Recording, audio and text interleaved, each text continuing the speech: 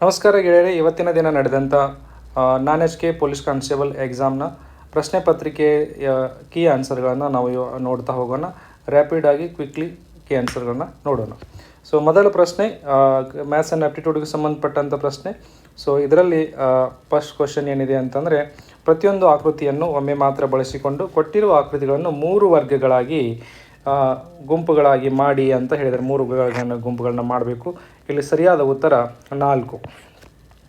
ಪ್ರಶ್ನಾರ್ಥಕ ಚಿಹ್ನೆ ಜಾಗದಲ್ಲಿ ಬರುವ ಸಂಖ್ಯೆಯನ್ನು ಗುರುತಿಸಿ ಅಂತ ಇದೆ. ಇಲ್ಲಿ ಎರಡನೇ ಪ್ರಶ್ನೆ 66. ಒಂದು ಶಂಕುವಿನ ವಕ್ರ ಮೇಲ್ಮೈ ವಿಸ್ತೀರ್ಣವು 528 ಸೆಂಟಿಮೀಟರ್ ಸ್ಕ್ವೇರ್ ಹಾಗೂ ಅದರ ಓರೆ ಎತ್ತರ 12 ಸೆಂಟಿಮೀಟರ್ ಆಗಿದ್ದರೆ ಶಂಕುವಿನ ತ್ರಿಜ್ಯ ಅಂತಕ್ಕೆ ಶಂಕುವಿನ ತ್ರಿಜ್ಯದ ಬಗ್ಗೆ ಕೇಳಿದರೆ ನೀವು ಫಾರ್ಮುಲಾ ಹಾಕಿ ಆರಾಮ್ಸೆ ಇದನ್ನ ಕಂಡುಹಿಡಿಬೋದು. 14 ಸೆಂಟಿಮೀಟರ್. ಎಲ್ ಎಂದರೆ ಪ್ಲಸ್, ಎಮ್ ಎಂದರೆ ಮೈನಸ್, ಎನ್ ಎಂದರೆ ಮೈನಸ್. ಸೊ ಇಲ್ಲಿ ಕೊಟ್ಟಂಥ ಅಂಕಿಯಲ್ಲಿ ಏನಂತ ಅದನ್ನು ಹಾಕಿ ಈ ಕೊಟ್ಟಂಥ ಕೋಡ್ಗಳನ್ನ ಬಳಸ್ಕೊಂಡು ಉತ್ತರ ಬರುತ್ತೆ ನಮ್ಮದು 0. 3rd ಪ್ರಶ್ನೆ ಚಿತ್ರ. ಇದರಲ್ಲಿ ಸರಿಯಾದ ಉತ್ತರವನ್ನು ಆಯ್ಕೆ ಮಾಡಿ. ಸರಿಯಾದ ಉತ್ತರ 4. ಕೆಳಗಿನ ಸ್ತಂಭಲೇಖ ನಕ್ಷೆಯು ಮೈಸೂರು ಜಿಲ್ಲೆಯ ಬೇರೆ ಬೇರೆ ವರ್ಷಗಳಲ್ಲಿ ಉತ್ಪಾದನೆಯಾದ ರಾಗಿಯ ಬೆಳೆಗಳನ್ನು ಸೂಚಿಸುತ್ತದೆ. ಸೊ ಇಲ್ಲಿ ಏನು ಮಾಡಿದ್ದಾರೆ ಅಂತಂದರೆ, ಹಾಗಾದರೆ 2019-20 ನಡುವೆ ಏರಿಕೆಯಾದ ಶೇಕಡಾವಾರು ರಾಗಿಯ ಬೆಳೆಯ ಉತ್ಪಾದನೆ ಎಷ್ಟು ಅಂತ ಕೇಳ್ತಾ ಇದ್ದಾರೆ. ಸೊ ನಿಮಗೆ ಇಲ್ಲಿ ಬೇಕಾಗಿರುವಂಥದ್ದು 19 ಮತ್ತು 20. 10ರಿಂದ 15 ಜಂಪ್ ಆಗಿದೆ, 5 ಜಂಪ್ ಆಗಿದೆ. ಸೊ ಇದಕ್ಕೆ ಎಷ್ಟು ಪರ್ಸೆಂಟೇಜ್ ಅಂತ ಕೇಳ್ತಾ ಇದ್ದಾರೆ. 10ಕ್ಕೆ 5 ಜಂಪ್, 10ಕ್ಕೆ 5 ಅಂತಂದರೆ 50% ಆಗುತ್ತೆ. Obviously it is 4th. So ಒಂದು ಕಾರಿನ ವೇಗವನ್ನು ಪ್ರತಿ 30 ನಿಮಿಷಕ್ಕೆ 2 ಕಿಲೋಮೀಟರ್ನಂತೆ ಹೆಚ್ಚಿಸಲಾಗುತ್ತೆ. ಮೊದಲು 1 ಗಂಟೆಯ ಅವಧಿಯಲ್ಲಿ 35 ಕಿಲೋಮೀಟರ್ ದೂರವನ್ನು ಕ್ರಮಿಸಿದ್ದರೆ 7 ಗಂಟೆಯ ಅವಧಿಯಲ್ಲಿ ಅದು ಕ್ರಮಿಸಿದ ದೂರವನ್ನು ಕಂಡುಹಿಡಿಯಿರಿ. So speed and distance related question ಇದೆ. ಉತ್ತರ 329 ಕಿಲೋಮೀಟರ್. 50ರ ಮೇಲಿನ ಏಕಕಾಲಿಕ 40%, 500 ರೂಪಾಯಿ ಮೇಲಿನ ಏಕಕಾಲಿಕ 40% ರಿಯಾಯಿತಿಯನ್ನು ಕೊಡಲಾಗುತ್ತೆ. ಅದೇ ಮೊತ್ತದ ಮೇಲೆ 30% ಮತ್ತು 10% ಎಂಬ ಸತತ 2 ರಿಯಾಯಿತಿಗಳ ನಡುವಿನ ವ್ಯತ್ಯಾಸ. ಒಟ್ಟಾರೆ ರಿಯಾಯಿತಿಯನ್ನು ಕೇಳ್ತಾ ಇಲ್ಲ, ಈ 30% ಮತ್ತು ಇದರ ನಡುವೆ ಎಷ್ಟು ವ್ಯತ್ಯಾಸ ಅನ್ನೋದನ್ನು ಅವರು ಕೇಳ್ತಾ ಇದ್ದಾರೆ. ಸರಿಯಾದ ಉತ್ತರ 15. ಪ್ರಕಾಶನು ರಂಗಮಂದಿರಕ್ಕೆ ಹೋಗಲು ಬಯಸುತ್ತಾನೆ. ಪೂರ್ವದಲ್ಲಿ ತನ್ನ ಮನೆಯಿಂದ ಪ್ರಾರಂಭಿಸುತ್ತಾನೆ. ಒಂದು ಅಡ್ಡ ರಸ್ತೆ ಕೂಡುವಿಕೆಗೆ ಬರುತ್ತಾನೆ. ಬಲಕ್ಕೆ ಹೋಗುವ ರಸ್ತೆ ವಿಶ್ವವಿದ್ಯಾಲಯದಲ್ಲಿ ಕೊನೆಗೊಳ್ಳುತ್ತದೆ. ನೇರವಾಗಿ ಮುಂದೆ ಆಸ್ಪತ್ರೆ ಇದೆ. ಹಾಗಾದರೆ ರಂಗಮಂದಿರ ಯಾವ ದಿಕ್ಕಿನಲ್ಲಿದೆ ಅಂತ ಅನ್ನುವಂಥದ್ದು ಇಲ್ಲಿ ಪ್ರಶ್ನೆ. ದಕ್ಷಿಣ ದಿಕ್ಕು. ಕೆಳಗಿನ ಪದಕೋಶಗಳನ್ನು logical reasoning type of question ಬರೆದಾಗ ಡಿಕ್ಷನರಿಲಿ ಬರೆದಾಗ 3ನೇ ಸ್ಥಾನದಲ್ಲಿ, ಮೊದಲನೇದಲ್ಲ 3ನೇ ಸ್ಥಾನದಲ್ಲಿ ಬರ್ತಕ್ಕಂಥ ಪದವನ್ನು ಗುರುತಿಸಿ ಅಂತ ಕೇಳ್ತಾ ಇದ್ದಾರೆ. ಸೊ ಸರಿಯಾದ ಉತ್ತರ ಕಂಟಿನ್ಯೂಯಸ್. 11. ಕೆಳಗಿನ ಪ್ರಶ್ನೆಯಲ್ಲಿ ಹೇಳಿಕೆ ಮತ್ತು ತೀರ್ಮಾನಗಳಿದ್ದು ಎಲ್ಲ ತೀರ್ಮಾನಗಳನ್ನು ಓದಿ ಹೇಳಿಕೆಗೆ ಸೂಕ್ತವಾದ ತೀರ್ಮಾನವನ್ನು ಗುರುತಿಸಿ. ಕೆಲವರು ಗಣಿತದಲ್ಲಿ ದುರ್ಬಲರಾಗಿದ್ದಾರೆ. ಗಣಿತದಲ್ಲಿ ದುರ್ಬಲರಾಗಿರೋರೆಲ್ಲರೂ ಸಂಗೀತಗಾರರೇ ಆಗಿದ್ದಾರೆ. ಹಾಗಾದರೆ ತೀರ್ಮಾನ ಏನು ಕೊಟ್ಟಿದ್ದಾರೆ ನೋಡೋಣ. ಕೆಲವು ಸಂಗೀತಗಾರರು ಗಣಿತದಲ್ಲಿ ದುರ್ಬಲರಾಗಿರುತ್ತಾರೆ. ಸೊ ಇಲ್ಲಿ ಸರಿನಾ ತಪ್ಪ ಅಂತ ಈ ತೀರ್ಮಾನನ ನಾವು ಕಂಡುಹಿಡಬೇಕಾಗಿದೆ. ಸೊ ಇದು ಏನಂತ ಸರಿಯಾಗಿದೆ, ಹಾಗಾಗಿ ಖಂಡಿತವಾಗಿ ನಿಜ. 4ನೇ ಆನ್ಸರ್. 14 ಆಗಸ್ಟ್ 2010 ವಾರದ ಯಾವ ದಿನವಾಗಿತ್ತು ಅಂತ ಪ್ರಶ್ನೆ ಇದೆ. ನೀವು ಇವತ್ತಿನ ದಿನ ಸಂಡೇ ಯಾವ ತಾರೀಕು? ಆಗಸ್ಟ್ 2, 2026 ಏನಿದೆ ಇವತ್ತು? ರವಿವಾರ ಇದೆ. ಇದನ್ನು ಬೇಸಾಗಿ ಇದು ಮಾಡಿಕೊಂಡು ಬ್ಯಾಕ್ವರ್ಡಾಗಿ ಹೋದರೆ ಇದು ಸರಿಯಾದ ಉತ್ತರ ಬರುತ್ತೆ. ಸರಿಯಾದ ಉತ್ತರ 4. ಸ್ಥಳೀಯ ರೈಲುಗಳು 12 km/h ವೇಗದಲ್ಲಿ 20 ನಿಮಿಷಗಳ ಅಂತರದಲ್ಲಿ ನಿಲ್ದಾಣದಿಂದ ಹೊರಡುತ್ತವೆ. ಎದುರಿನಿಂದ ಚಲಿಸುವ ವ್ಯಕ್ತಿಯು 12 ನಿಮಿಷಗಳ ಅಂತರದಲ್ಲಿ ರೈಲುಗಳನ್ನು ಭೇಟಿಯಾಗುತ್ತಾನೆ. ಹಾಗಾದರೆ ಆ ಮನುಷ್ಯನ ವೇಗವು ಎಷ್ಟು ಅಂತ ಕೇಳಿದ್ದಾರೆ. ಇಲ್ಲಿ ರಿಲೇಟಿವ್ ವೆಲಾಸಿಟಿ ಬಗ್ಗೆ ಕೇಳ್ತಾ, ವೇಗದ ಬಗ್ಗೆ ಕೇಳ್ತಾ ಇದ್ದಾನೆ. ಸರಿಯಾದ ಉತ್ತರ 8 km/h. So Q, B, A, P, Y ಮತ್ತು ಆರ್ ಇವರು ಒಂದೇ ಸಾಲಿನಲ್ಲಿ ಇದ್ದಾರೆ. ವೈ ಮತ್ತು ಆರ್ ಮಧ್ಯದಲ್ಲಿದ್ದಾರೆ. ಕ್ಯೂ ಮತ್ತು ಬಿಗಳು ಕೊನೆಯಲ್ಲಿ ಇದ್ದಾರೆ. ಪಿ ಯು ಕ್ಯೂನ ಎಡಭಾಗದಲ್ಲಿ ಕುಳಿತಿದ್ದಾನೆ. ಬಿಯ ಬಲಭಾಗದಲ್ಲಿ ಯಾರಿದ್ದಾರೆ ಅನ್ನುವಂಥದ್ದು ಇಲ್ಲಿರ್ತಕ್ಕಂಥ ಪ್ರಶ್ನೆ. Again logical reasoning. ನೀವು ಇದನ್ನೇನಂತಂದರೆ YR ಅಂತ ಈ ರೀತಿ ಹಾಕ್ಕೊಂಡು ಕ್ಯೂ ಬಿಗಳನ್ನು ಕೊನೆಯಲ್ಲಿ ಇದು ಕ್ಯೂ ಅಥವಾ ಬಿ ಇಲ್ಲಿನೂ ಇರ್ಬೋದು, ಕ್ಯೂ ಅಥವಾ ಬಿ ಇಲ್ಲಿನೂ ಇರ್ಬೋದು. ಸೊ ಅದನ್ನು ಆ ರೀತಿ ಅನಲೈಸ್ ಮಾಡಿಕೊಂಡು ನೀವು ಈಗ ಏನಂತಂದರೆ ಪಿ ಯು ಕ್ಯೂನ ಎಡಭಾಗದಲ್ಲಿದ್ದಾನೆ. ಸೊ ಆ ರೀತಿ ಅದನ್ನು ಕಾಂಬಿನೇಷನ್ ನೋಡಿದಾಗ ನಮ್ಗೆ ಸರಿಯಾದಂಥ ಉತ್ತರ ಎ ಅಂತ ಬರುತ್ತೆ. 15ನೇ ಪ್ರಶ್ನೆ, ಒಂದು ನಿರ್ದಿಷ್ಟ ಕೋಡ್ ಭಾಷೆಯಲ್ಲಿ ಹಾರ್ಟನ್ನು SVZ ಎಂದು ಬರೆಯಲಾಗಿದ್ದರೆ ಅದೇ ಕೋಡಿನಲ್ಲಿ ಮೈಂಡನ್ನು ಹೇಗೆ ಬರೆಯಬಹುದು ಅನ್ನುವಂಥದ್ದು. ನೀವು ಅಲ್ಫಾಬೆಟ್ಟಿಗೆ ಸಂಬಂಧಪಟ್ಟಂಗೆ ಒಂದು ಇರುತ್ತೆ ಹೆರಾರ್ಕಿ, ಅದನ್ನು ನೀವು ಮ್ಯಾಚ್ ಆ್ಯಂಡ್ ಫಿಕ್ಸ್ ಮಾಡ್ಕೊಂಡ್ಬಿಟ್ರೆ ಇಲ್ಲಿ ಸರಿಯಾದ ಉತ್ತರ ಏನು ಬರುತ್ತೆ ಅಂತಂದರೆ NRMW ಬರುತ್ತೆ. ಹೊಸದಾಗಿ ಮರು ಆಯ್ಕೆಯಾದ ಇಲ್ಲಿವರೆಗೂ ಸರಿಸುಮಾರು 15 ಪ್ರಶ್ನೆಗಳನ್ನು, ಒಂದು 100ರಲ್ಲಿ 15 ಪ್ರಶ್ನೆಗಳನ್ನು ಆಪ್ಟಿಟ್ಯೂಡ್, ಲಾಜಿಕಲ್ ರೀಸನಿಂಗ್ ಮತ್ತು ಮ್ಯಾಥ್ಸಿಗೆ ಸಂಬಂಧಪಟ್ಟ ಹಾಗೆ ಕೊಟ್ಟಿದ್ದಾರೆ. ಬಹಳ ಸರಳಾಗಿರ್ತಕ್ಕಂಥದ್ದು, ಎಲ್ಲ ಕಾನ್ಸೆಪ್ಟ್ಗಳು ರಿಪೀಟ್ ಆಗಿದೆ. ಸೊ ನೀವು ಮೊದಲ PYQ ಅನ್ನು ಕರೆಕ್ಟಾಗಿ ಮಾಡ್ಕೊಂಡಿದ್ರೆ ಸಾಕಾಗಿತ್ತು, ಇವೆಲ್ಲ ಪ್ರಶ್ನೆಗಳಿಗೆ ಉತ್ತರಗಳನ್ನು ನೀವು ಕೊಡ್ಬೋದಾಗಿತ್ತು. So let us start with GS part. ಇದರಲ್ಲಿ ಕರೆಂಟ್ ಅಫೇರ್ಸ್ ಸಂಬಂಧಪಟ್ಟಂಗೆ ಪ್ರಶ್ನೆಗಳು 16ನೇ ಪ್ರಶ್ನೆಯಿಂದ ಸ್ಟಾರ್ಟ್ ಆಗಿದೆ. ಸೊ 15 ಆಪ್ಟಿಟ್ಯೂಡ್ ಅಥವಾ ಮ್ಯಾಥ್ಸ್ ಸಂಬಂಧಪಟ್ಟಂತೆ ಪ್ರಶ್ನೆಗಳಿದೆ. ಇನ್ನು ಕರೆಂಟ್ ಅಫೇರ್ಸ್ ನೋಡೋಣ. ಹೊಸದಾಗಿ ಮರು ಆಯ್ಕೆಯಾದ ರಾಜ್ಯಸಭಾ ಸದಸ್ಯರು 1ನೇ ಪಟ್ಟಿಯಲ್ಲಿದ್ದಾರೆ. ಅವರು ಆಯ್ಕೆಯಾದ ರಾಜ್ಯಗಳೊಂದಿಗೆ ಸರಿಯಾಗಿ ಹೊಂದಿಸಿ ಅಂತ ಕೇಳಿದ್ದಾರೆ ಕರೆಂಟ್ ಅಫೇರ್ಸ್ ಸಂಬಂಧಪಟ್ಟ ಹಾಗೆ. ಸೊ ನೀವು ಆಲ್ರೆಡಿ ಓದ್ಕೊಂಡಿದ್ರೆ ಅದನ್ನು ಏನಂತಂದರೆ ಮಾರ್ಕ್ ಮಾಡಲಿಕ್ಕಾಗತ್ತೆ, ಇಲ್ಲಾಂದರೆ ಸುಮ್ಮನೆ ತುಕ್ಕಬಾಜಿಯಲ್ಲಿ ರಾಂಗ್ ಆಗ್ತಕ್ಕಂಥ ಚಾನ್ಸಸ್ ಇರುತ್ತೆ. ಸರಿಯಾದ ಉತ್ತರ 3. ಆಗಮನ್ ಎಂಬುದು again current affairs, most expected, ಇದು ಬರ್ತಕ್ಕಂಥನೇ 5 ಸ್ಟಾರ್ ಟಾಪಿಕ್ ಇವೆ ಅಂಥವೆಲ್ಲ. ಆಗಮನ್ ಎಂದು ಭಾರತದ ಮೊದಲ ಆಳ ಸಮುದ್ರ ಅಧ್ಯಯನ ಮಿಷನ್. JSJB 2.0 ಸ್ಕೀಮ್ ಬಗ್ಗೆ ಕೇಳಿದ್ದಾನೆ. ಸೊ ಜಲಸಂಚಯ ಜನಭಾಗಿದಾರ್ ಸರಿಯಾದ ಉತ್ತರ. 2026 ಅಂತಾರಾಷ್ಟ್ರೀಯ ಸಹಕಾರ ದಿನದ ಧ್ಯೇಯವಾಕ್ಯ ಏನಾಗಿತ್ತು ಅಂತ ಹೊಸದಾಗಿ ಸಹಕಾರಿ ಮಂತ್ರಾಲಯವನ್ನು ಕೇಂದ್ರ ಸಚಿವಾಲಯದಲ್ಲಿ ಆಲ್ರೆಡಿ ಪ್ರಾರಂಭ ಮಾಡಿದ್ದಾರೆ. ಆ ಹಿನ್ನೆಲೆಯಲ್ಲಿ ಎಲ್ಲ ರೀತಿಯಿಂದ ಸಹಕಾರಿ ಫೆಡರಲಿಸಮನ್ನು ಓದ್ತಿರ್ತೀರಿ, ಆಗ ಕೋಆಪರೇಟಿಸಮ್ ಸಂಬಂಧಪಟ್ಟಂಗೆ ಸಾಕಷ್ಟು ಚರ್ಚೆ ಕರೆಂಟ್ ಅಫೇರ್ಸಲ್ಲಿ ಬರ್ತಾ ಇರುತ್ತೆ.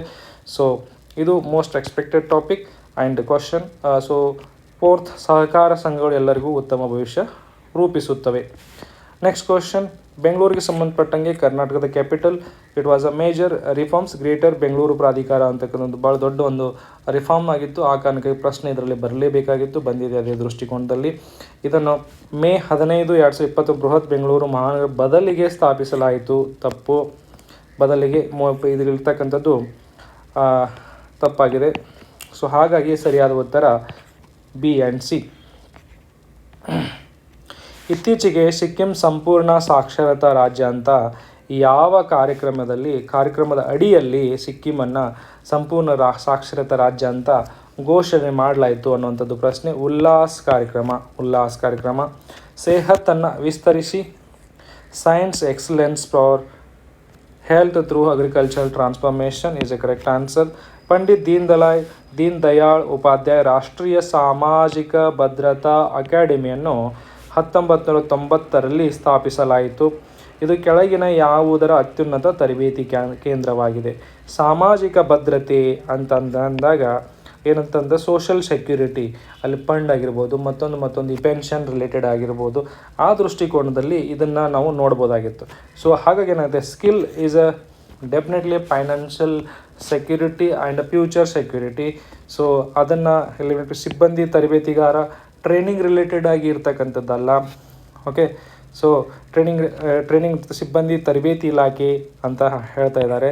ಸೊ ಇಲ್ಲಿ ಸರಿಯಾದ ಉತ್ತರ ಏನಾಗುತ್ತೆ, ನೌಕರರ ಭವಿಷ್ಯ ನಿಧಿ. ಇದನ್ನು ಕೀವರ್ಡನ್ನ ಮ್ಯಾಚ್ ಮಾಡಿದ್ರು ಕೂಡ ಇದನ್ನು ಸರಿಯಾಗಿ ಆನ್ಸರ್ ಮಾಡ್ಬೋದಾಗಿತ್ತು. ಜನರಲ್ NS ರಾಜಾ ಸುಬ್ರಹ್ಮಣಿ ಅವರು ಮೇ 31ರಂದು ಭಾರತೀಯ ಸಶಸ್ತ್ರ ಪಡೆಗಳ 3ನೇ ಚೀಫ್ ಆಫ್ ಡಿಫೆನ್ಸ್ ಆಗಿ ಅಧಿಕಾರವನ್ನು ಸ್ವೀಕಾರ ಮಾಡಿದರು. ಹಾಗಾದರೆ 2ನೇ ಚೀಫ್ ಆಫ್ ಡಿಫೆನ್ಸ್ ಯಾರಾಗಿದ್ದರು ಅಂತ ಪ್ರಶ್ನೆ. ಇದು ಕೂಡ ಕರೆಂಟ್ ಅಫೇರ್ಸ್, ನೀವು ಹಿಂದಿನ 2-3 ದಿವಸಗಳಲ್ಲಿ ಓದಿದ್ರು ಕೂಡ ಇದನ್ನು ಆನ್ಸರ್ ಮಾಡ್ಬೋದಾಗಿತ್ತು. ಜನರಲ್ ಅನಿಲ್ ಚೌಹಾಣ್ ಇವರು 2ನೇ ಚೀಫ್ ಆಫ್ ಡಿಫೆನ್ಸ್ ಆಗಿದ್ದರು. ಹಾಗಾದರೆ ಮೊದಲನೇದವರು ಯಾರು? General Bipin Rawat. Next question 2026 ಏಪ್ರಿಲ್ನಲ್ಲಿ ಭಾರತದ ಉಪರಾಷ್ಟ್ರಪತಿ CP ರಾಧಾಕೃಷ್ಣನ್ ಅವರು ಭಾರತ ಸಂವಿಧಾನದ ಸಿಂಧಿ ಭಾಷೆಯ ಇತ್ತೀಚಿನ ಆವೃತ್ತಿಯನ್ನು ಬಿಡುಗಡೆ ಮಾಡಿದರು.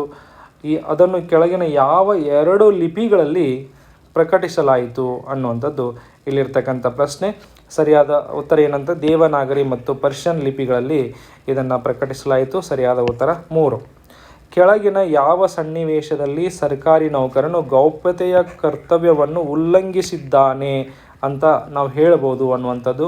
ಇಲ್ಲಿ ಏನಾಯಿತು, ಇಲ್ಲಿವರೆಗೂ ಕರೆಂಟ್ ಅಫೇರ್ಸ್ ರಿಲೇಟೆಡ್ ಪ್ರಶ್ನೆಗಳು ಬಂದಿತ್ತು. ಅಂದರೆ ಸರಿಸುಮಾರು 10 ಪ್ರಶ್ನೆಗಳು, ಅಂದರೆ 15 ನಮ್ಮದು ಅಪ್ಟಿಟ್ಯೂಡ್ ಸಂಬಂಧಪಟ್ಟಂಗೆ, ಮ್ಯಾಥ್ಸಿಗೆ ಸಂಬಂಧಪಟ್ಟಂಗೆ ಇತ್ತು, ಲಾಜಿಕಲ್ ರೀಸನಿಂಗ್ ಸಂಬಂಧಪಟ್ಟಂಗೆ ಇತ್ತು.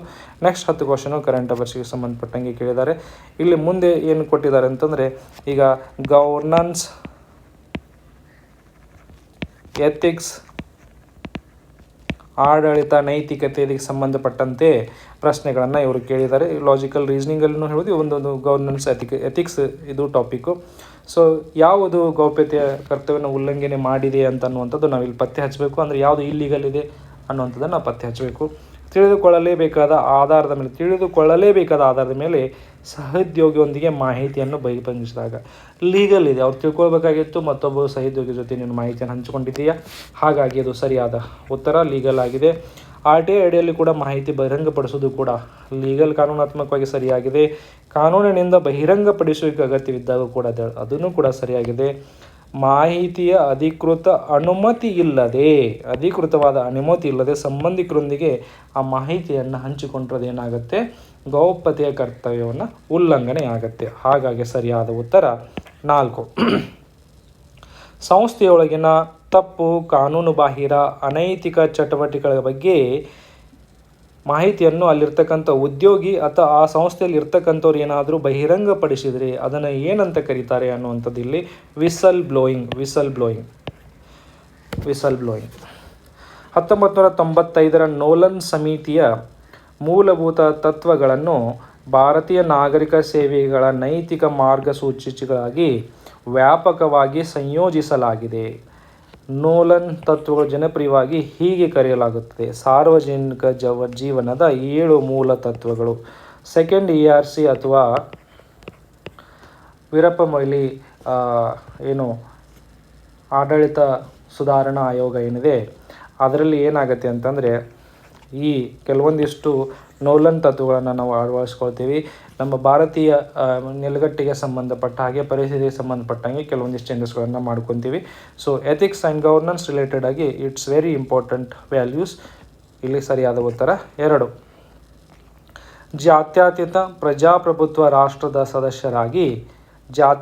ಮತ್ತು ಪ್ರಜಾಪ್ರಭುತ್ವದ ರಾಷ್ಟ್ರದ ಸದಸ್ಯರಾಗಿ ಪೊಲೀಸರು ಈ ಕೆಳಗಿನ ಯಾವ ಅಂಶಗಳಿಂದ ಮೇಲೇರಬೇಕು, ಯಾವ ಅಂಶಗಳನ್ನು ಬಿಟ್ಟು ಬಿಡಬೇಕು, ಮೇಲೇರಬೇಕು, ಅದನ್ನು ಬಿಟ್ಟು ಬಿಡಬೇಕು, ತೊಲಗಿಸಬೇಕು, ನಿರಂತರವಾಗಿ ಶ್ರಮಿಸಬೇಕು ಅನ್ನುವಂಥದ್ದು ಇಲ್ಲಿರ್ತಕ್ಕಂಥ ಪ್ರಶ್ನೆ. ಸಾರ್ವತ್ರಿಕ ಭ್ರಾತೃತ್ವ ಅದನ್ನು ಎಲ್ಲರಲ್ಲೂ ಇರಬೇಕು, ಪೊಲೀಸ್ ಅಷ್ಟೇ ಅಲ್ಲ, ಎಲ್ಲ ನಾಗರಿಕರಲ್ಲಿಯೂ ಇರಬೇಕಾಗತ್ತೆ. ಸಾಮರಸ್ಯ ಅದನ್ನು ಕೂಡ ಇರಬೇಕಾಗತ್ತೆ. ಉನ್ನತ ಮಟ್ಟದ ಶಿಸ್ತು ಎಲ್ಲರಲ್ಲಿನೂ, ಪೊಲೀಸ್ ಅಷ್ಟೇ ಅಲ್ಲ ಎಲ್ಲರಲ್ಲಿನೂ, ಪೊಲೀಸರಲ್ಲಿ ಕಡ್ಡಾಯವಾಗಿ ಇರಲೇಬೇಕಾಗತ್ತೆ. ಹಾಗಾದರೆ ಅದನ್ನು ಬಿಟ್ಟು ಯಾವುದನ್ನು ಬಿಡಬೇಕು, ಅವರು ವೈಯಕ್ತಿಕ ಪೂರ್ವಾಗ್ರಹಗಳು, ಪ್ರಿಜುಡೈಸಸ್, ಇಂಡಿವಿಜುವಲ್ ಪ್ರಿಜುಡೈಸಸ್ ಅಂತ ಏನು ಇಂಗ್ಲೀಷಲ್ಲಿ ಕರಿತೀವಿ, ಅದನ್ನು ಬಿಟ್ಟುಬಿಡಬೇಕು. ಓಕೆ. ಸೊ ನೆಕ್ಸ್ಟ್ ಕ್ವಶನ್, ಕೆಲಸದ ಸ್ಥಳದಲ್ಲಿ ನೈತಿಕ ನಡವಳಿಕೆಯು ಏನನ್ನು ಉತ್ತೇಜನ ಮಾಡುತ್ತೆ ಅನ್ನುವಂಥದ್ದು ಇಲ್ಲಿರ್ತಕ್ಕಂಥ ಪ್ರಶ್ನೆ. ತಿರುಚುವಿಕೆ ಅಂದರೆ ಅಲ್ಲಿ ಇದ್ದಿದ್ದನ್ನು ಹಿಂದೆ ಮುಂದೆ ಮಾಡಿ ಮತ್ತೊಂದು ರೀತಿ ಗಾಸಿಪನ್ನು ತಯಾರು ಮಾಡ್ತಕ್ಕಂಥ ಇದನ್ನು ಮಾಡತ್ತಾ ಇಲ್ಲ. ಸಹೋದ್ಯೋಗಿಗಳ ಮಧ್ಯೆ ಅನುಮಾನವನ್ನು ಹುಟ್ಟಿಸತ್ತಾ ಇಲ್ಲ, ಒಂದು ಟ್ರಸ್ಟ್ ಬಿಲ್ಡ್ ಮಾಡುತ್ತೆ. ಹಾಗಾಗಿ ಇದು ಕೂಡ ತಪ್ಪಾಗತ್ತೆ. ರಹಸ್ಯ ಮತ್ತು ಕಾಂಪಿಟೇಟಿವ್, ಒಬ್ರಿಗೊಬ್ರಿಗೆ ಏನು ಕಾಂಪಿಟೇಟಿವ್ ಆಗಿ ಕೆಲಸ ಮಾಡೋದು ಆಗಲಿ ಅಥವಾ ಸುಮ್ಮನೆ ಏನು ಹಂಚ್ಕೊಳ್ಳೋದಕ್ಕೆ ಆರ್ಗನೈಸೇಷನ್ಗೆ ಇಂಟ್ರೆಸ್ಟನ್ನು ಪ್ರೊಟೆಕ್ಟ್ ಮಾಡಲಿ, ವೈಯಕ್ತಿಕ ಹಿನ್ನೆಲೆಯಲ್ಲಿ ಕೆಲಸ ಮಾಡಲಿಕ್ಕೆ ಅದು ಉತ್ತೇಜನ ಮಾಡುತ್ತಾ ಇಲ್ಲ, ತಪ್ಪು. ಹಾಗಾಗಿ ತಪ್ಪು. ಸೊ ನಂಬಿಕೆ ಮತ್ತು ಸಹಕಾರ, ಟ್ರಸ್ಟ್ ಆ್ಯಂಡ್ ಕೋಆಪ್ರೇಷನನ್ನು ಬೆಳೆಸುತ್ತೆ. ಸರಿಯಾದದ್ದು ಇಂಟಿಗ್ರಿಟಿಯನ್ನು ಬೆಳೆಸುತ್ತೆ. ಹಾಗಾಗಿ ಸರಿಯಾದ ಉತ್ತರ 3. ಶಾಸನ ರಚನೆಗೆ ಸಂಬಂಧಿಸಿದಂತೆ ಕೆಳಗಿನ ಯಾವುವು ಸರಿಯಾಗಿವೆ? ಓಕೆ, ಇಲ್ಲಿ ನೋಡಿ, ಸರಿಸುಮಾರು 5 ಪ್ರಶ್ನೆಗಳನ್ನು ಗವರ್ನೆನ್ಸ್ ಆ್ಯಂಡ್ ಎಥಿಕ್ಸಿಗೆ ಸಂಬಂಧಪಟ್ಟಾಗಿ ಕೇಳಿದ್ದಾರೆ. 30 ಎಥಿಕ್ಸ್ ಎಥಿಕ್ಸಿಗೆ ಸಂಬಂಧಪಟ್ಟಾಗೆ 5 ಪ್ರಶ್ನೆಗಳನ್ನು ಕೇಳಿದ್ದಾರೆ. ಓಕೆ, ಆಲ್ರೆಡಿ ನಾವು ನೋಡಿದ್ವಿ. ಆಪ್ಟಿಟ್ಯೂಡಿಗೆ ಸಂಬಂಧಪಟ್ಟಂಗೆ 15, ಕರೆಂಟ್ ಅಫೇರ್ಸಿಗೆ ಸಂಬಂಧಪಟ್ಟಂಗೆ 10 ಪ್ರಶ್ನೆಗಳು, ಎಥಿಕ್ಸ್ಗೆ ಸಂಬಂಧಪಟ್ಟಂಗೆ 5 ಪ್ರಶ್ನೆಗಳನ್ನ ಕೇಳಿದ್ದಾರೆ. ಇನ್ನು ಪಾಲಿಟಿಗೆ ಸಂಬಂಧಪಟ್ಟಂಥ ಪ್ರಶ್ನೆಗಳನ್ನು ಸ್ಟಾರ್ಟ್ ಆಗಿದೆ. ಲೆಟಸ್ ಸಿ ಎಷ್ಟು ಪ್ರಶ್ನೆಗಳು ಪಾಲಿಟಿ ಮೇಲೆ ಬಂದಿದೆ ಅಂತ. ಶಾಸನ ರಚನೆಗೆ ಸಂಬಂಧಿಸಿದಂತೆ ಕೆಳಗಿನ ಹೇಳಿಕೆಗಳಲ್ಲಿ ಯಾವುವು ಸರಿಯಾಗಿವೆ ಅನ್ನುವಂಥದ್ದು ಇಲ್ಲಿರ್ತಕ್ಕಂಥ ಪ್ರಶ್ನೆ. ಸೊ ಸಂಸತ್ತಿನ ಎಲ್ಲ ವಿಷಯಗಳನ್ನು ಬಹುಮತದ ಆಧಾರದ ಮೇಲೆ ತೀರ್ಮಾನಿಸಬೇಕೆಂದು ವಿಧಿ 100ನೇ ಸಬ್ಸೆಕ್ಷನ್ 1 ಹೇಳುತ್ತೆ ಅಂತ ಅನ್ನುವಂಥದ್ದು ಸರಿಯಾದ ಹೇಳಿಕೆ. ಇನ್ನು 107ನೇ ವಿಧಿಯ ಅನ್ವಯ ಹಣಕಾಸಿನ ಮಸೂದೆ ಅಂದರೆ ಕೀವರ್ಡ್ಸ್ ಬಂದಾಗ ನೀವು ಅಂಡರ್ಲೈನ್ ಮಾಡ್ಕೋಬೇಕು, ಅಂದರೆ ಅದನ್ನು ತಪ್ಪಾಗಿ ಅರ್ಥೈಸಕ್ಕಂಥದ್ದು ಚಾನ್ಸಸ್ ಕಡಿಮೆ ಆಗುತ್ತೆ. ಓಕೆ, ಹಣಕಾಸಿನ ಮಸೂದೆಗಳನ್ನು ಸಂಸತ್ತಿನ 2 ಸದನಗಳಲ್ಲಿ ಮಂಡಿಸಬಹುದು. ಇಲ್ಲಿ ನೋಡಿ, ನಿಮಗೆ ಈ ವಿಧಿ ಬಗ್ಗೆ ಗೊತ್ತಿಲ್ಲ ಅಂದರೂ ಪರವಾಗಿಲ್ಲ, ಹಣಕಾಸಿನ ಮಸೂದೆ ಬಗ್ಗೆ ಅಂದರೂ ಎಲ್ಲರಿಗೂ ಗೊತ್ತಿರಬೇಕಾದಂಥದ್ದು ಅವಶ್ಯಕತೆ ಇರುತ್ತೆ. ಹಣಕಾಸಿನ ಮಸೂದೆ ಅನ್ನುವಂಥದ್ದು ಲೋಕಸಭೆಯ ವಿಶೇಷ ಅಧಿಕಾರ. ಅಂದರೆ ನೀವು ಹಣಕಾಸಿನ ಮಸೂದೆಯನ್ನು ಲೋಕಸಭೆಯಲ್ಲಿ ಮಾತ್ರ ಮಂಡನೆ ಮಾಡಬಹುದು. ಹಾಗಾಗಿ ಇದೇನಾಗತ್ತೆ, ತಪ್ಪಾಗತ್ತೆ. ಬಿ ತಪ್ಪಾದರೆ ನೋಡಿ, 1ನೇ ಆಪ್ಷನ್ ಎಲಿಮಿನೇಟ್ ಆಯಿತು. ಈಗ ನೆಕ್ಸ್ಟ್ ನೋಡೋಣ.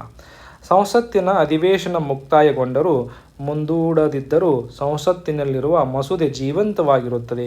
ಮುಕ್ತಾಯಗೊಂಡರೂ ಮುಂದೂಡದಿದ್ದರೂ ಇದು ಜೀವಂತವಾಗಿರಲಿಕ್ಕೆ ಆಗೋದಿಲ್ಲ, ಕೆಲವು ಸರಿ ಚೇಂಜಸ್ ಆಗುತ್ತೆ. ಹಾಗಾಗಿ ಇದು ಕೂಡ ತಪ್ಪಾಗುತ್ತೆ. ಆಪ್ಷನ್ ಸಿ ಅನ್ನು ನಾವು ಹುಡ್ಕೊಂಡು ನೋಡಿದರೆ ನೋಡಿ, ಹೇಳಿಕೆ ಸಿ ಅನ್ನು ಅಂತಂದಾಗ ನಮ್ಮ ಸರಿಯಾದ ಉತ್ತರ ಏನಾಗುತ್ತೆ, 2. ಸಂಸತ್ತಿನ ಉಭಯ ಪರಿಶೀಲನೆ ನಂತರ ಮಸೂದೆ ಕಾಯ್ದೆಯಾಗಿ ಜಾರಿಯಾಗುತ್ತೆ. ಸೊ ಏನಾಗುತ್ತೆ, 2ನೇ ಉತ್ತರ ಕರೆಕ್ಟ್ ಆಗಿದೆ. UPSC ಸದಸ್ಯರನ್ನು ನೇಮಕಾತಿ ಮಾಡ್ತಕ್ಕಂಥವ್ರು ಭಾರತದ ರಾಷ್ಟ್ರಪತಿಗಳು. ಇಲ್ಲಿ ನೋಡಿ, KPSC ಮೆಂಬರ್ಸ್ನ ಯಾರು ನೇಮಕ ಮಾಡ್ತಾರೆ, ರಾಜ್ಯದ ರಾಜ್ಯಪಾಲರು. KPSC state PCS. ಓಕೆ, ಇನ್ನು ಪ್ರಧಾನಮಂತ್ರಿಗಳು ಇದರಲ್ಲಿ ಏನು ರೋಲ್ ಇದೆ ಅಂತ ನೀವು ಕೇಳ್ಬೋದು. ಯಾಕೆ ಕೊಟ್ಟಿದ್ದಾರೆ ಆಪ್ಷನ್ಸ್ ಅಂತ ನೀವು ಕೇಳ್ಬೋದು. ಇಲ್ಲಿ ಏನಾಗುತ್ತೆ ಅಂತಂದರೆ, ಪ್ರಧಾನಮಂತ್ರಿಗಳು ಯಾರು, ಕೌನ್ಸಿಲ್ ಆಫ್ ಮಿನಿಸ್ಟರ್ಸ್ನ ಹೆಡ್, ಸಚಿವ ಸಂಪುಟದ ಮುಖ್ಯಸ್ಥರು. ಆ ಸಚಿವ ಸಂಪುಟ ಏನು ಮಾಡುತ್ತೆ ಅಂತಂದರೆ ರಾಷ್ಟ್ರಪತಿಗಳಿಗೆ ಸಲಹೆಯನ್ನು ನೀಡುತ್ತೆ, ಯಾರನ್ನು ನೀವು ಸದಸ್ಯರಾಗಿ ಅಧ್ಯಕ್ಷರಾಗಿ ನೇಮಕ ಮಾಡಬೇಕು ಅಂತ. ಸೊ ಸಲಹೆ ಮಾಡ್ತಾರೆ ಸಚಿವ ಸಂಪುಟದವರು, ಆದರೆ ನೇಮಕಾತಿಯ ಆದೇಶವನ್ನು ಸೈನ್ ಮಾಡ್ತಕ್ಕಂಥವ್ರು ಯಾರು, ರಾಷ್ಟ್ರಪತಿಗಳು. ಹೌದಾ, ಚಲೋ. ಸೊ ಕೆಳಗಿನ ಯಾವುದನ್ನು ಸಂವಿಧಾನದ 7ನೇ ಅನುಸೂಚಿಯಲ್ಲಿ ಸೇರಿಸಲಾಗಿದೆ. 7ನೇ ಅನುಸೂಚಿ ಒಂದು ಒಕ್ಕೂಟ ವ್ಯವಸ್ಥೆಯ ಮೂಲಭೂತ ಅಂಶವಾಗಿದೆ. ಒಕ್ಕೂಟ ವ್ಯವಸ್ಥೆ, ಭಾರತ ಒಂದು ಒಕ್ಕೂಟ ಅಂತ ಹೇಳಬೇಕಂತಂದರೆ 7ನೇ ಅನುಸೂಚಿ ಬಹಳ ಇಂಪಾರ್ಟೆಂಟ್ ಶೆಡ್ಯೂಲ್. ಇದು ಡಿವಿಷನ್ ಆಫ್ ಪವರ್ ಬಗ್ಗೆ ಮಾತಾಡುತ್ತೆ. ಓಕೆ, ಯಾವುದ್ರ ಬಗ್ಗೆ, ಪಟ್ಟಿ, ವಿಷಯಗಳ ಪಟ್ಟಿ.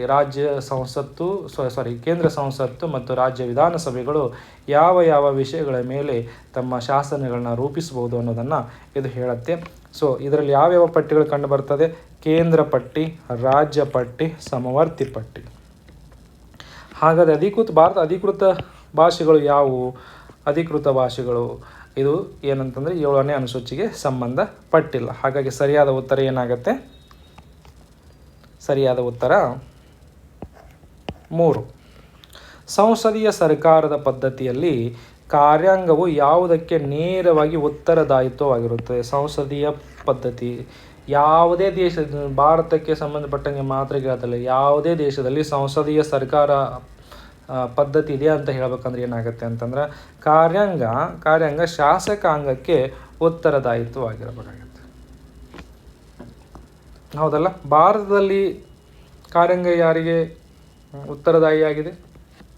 ಭಾರತದಲ್ಲಿ ಸ್ಪೆಸಿಫಿಕಲಿ ಹೇಳಬೇಕು ಅಂತಂದರೆ ಲೋಕಸಭೆಗೆ ಉತ್ತರದಾಯಿತ್ವವಾಗಿದೆ. ಲೋಕಸಭೆಯೂ ಕೂಡ ಶಾಸಕಾಂಗದ ಭಾಗವಾಗಿರೋದ್ರಿಂದ ಅದನ್ನು ಸಂಸದೀಯ ಸರ್ಕಾರದ ಪದ್ಧತಿ ಅಂತ ನಾವು ಕರಿತೀವಿ. ಆದರೆ ಭಾರತದಲ್ಲಿ ಲೋಕಸಭೆಗೆ, ರಾಜ್ಯಸಭೆಗೆ ಅಲ್ಲ, ಕೇವಲ ಲೋಕಸಭೆಗೆ. ಓಕೆ, ಸರಿಯಾದ ಉತ್ತರ 1. ಭಾರತದ ಸಂವಿಧಾನದ ಎಷ್ಟನೇ ಭಾಗವು ತುರ್ತು ಪರಿಸ್ಥಿತಿಗೆ ಸಂಬಂಧಿಸಿದೆ ಅಂತ ಇದೆ? 18ನೇ ಭಾಗ. ಭಾರತ ಸಂವಿಧಾನದ 356ನೇ ವಿಧಿಯಡಿಯಲ್ಲಿ ರಾಜ್ಯದಲ್ಲಿ ಜಾರಿಗೆ ತರಲು ರಾಷ್ಟ್ರಪತಿ ಆಡಳಿತಕ್ಕೆ ಸಂಬಂಧಿಸಿದಂತೆ ಕೆಳಗಿನ ಯಾವ ಹೇಳಿಕೆ ಸರಿಯಲ್ಲ, ಅಂದರೆ ತಪ್ಪಾದ ಹೇಳಿಕೆಯನ್ನು ನಾವು ಐಡೆಂಟಿಫೈ ಮಾಡಬೇಕಾಗಿದೆ. ಸೊ ಇಲ್ಲಿ ಏನಂತ ಮೊದಲ ಆಪ್ಷನ್ ಏನು ಕೊಟ್ಟಿದ್ದಾನೆ ನೋಡಿ, ಇದು ಮೂಲಭೂತ ಹಕ್ಕುಗಳ ಮೇಲೆ ಪರಿಣಾಮ ಬೀರುತ್ತೆ. ರಾಜ್ಯದಲ್ಲಿ ರಾಷ್ಟ್ರಪತಿ ಆಳ್ವಿಕೆಯ ಸಂದರ್ಭದಲ್ಲಿ ಮೂಲಭೂತ ಹಕ್ಕುಗಳ ಮೇಲೆ ಯಾವುದೇ ರೀತಿಯಾದಂಥ ಪರಿಣಾಮ ಬೀರೋದಿಲ್ಲ. ಆದರೆ ರಾಷ್ಟ್ರ ತುರ್ತು ಪರಿಸ್ಥಿತಿ ಇರುತ್ತಲ್ಲ, ರಾಷ್ಟ್ರೀಯ ತುರ್ತು ಪರಿಸ್ಥಿತಿ, ಆ ಸಂದರ್ಭದಲ್ಲಿ ಏನಾಗುತ್ತೆ ಅಂದರೆ ನಮ್ಮ ಮೂಲಭೂತ ಹಕ್ಕುಗಳ ಮೇಲೆ ಪರಿಣಾಮ ಬೀರುತ್ತೆ. ರಾಜ್ಯದಲ್ಲಿರ್ತಕ್ಕಂಥ ರಾಷ್ಟ್ರಪತಿ ಆಡಳಿತದ ಸಂದರ್ಭದಲ್ಲಿ ಅದು ಪರಿಣಾಮ ಬೀರೋದಿಲ್ಲ.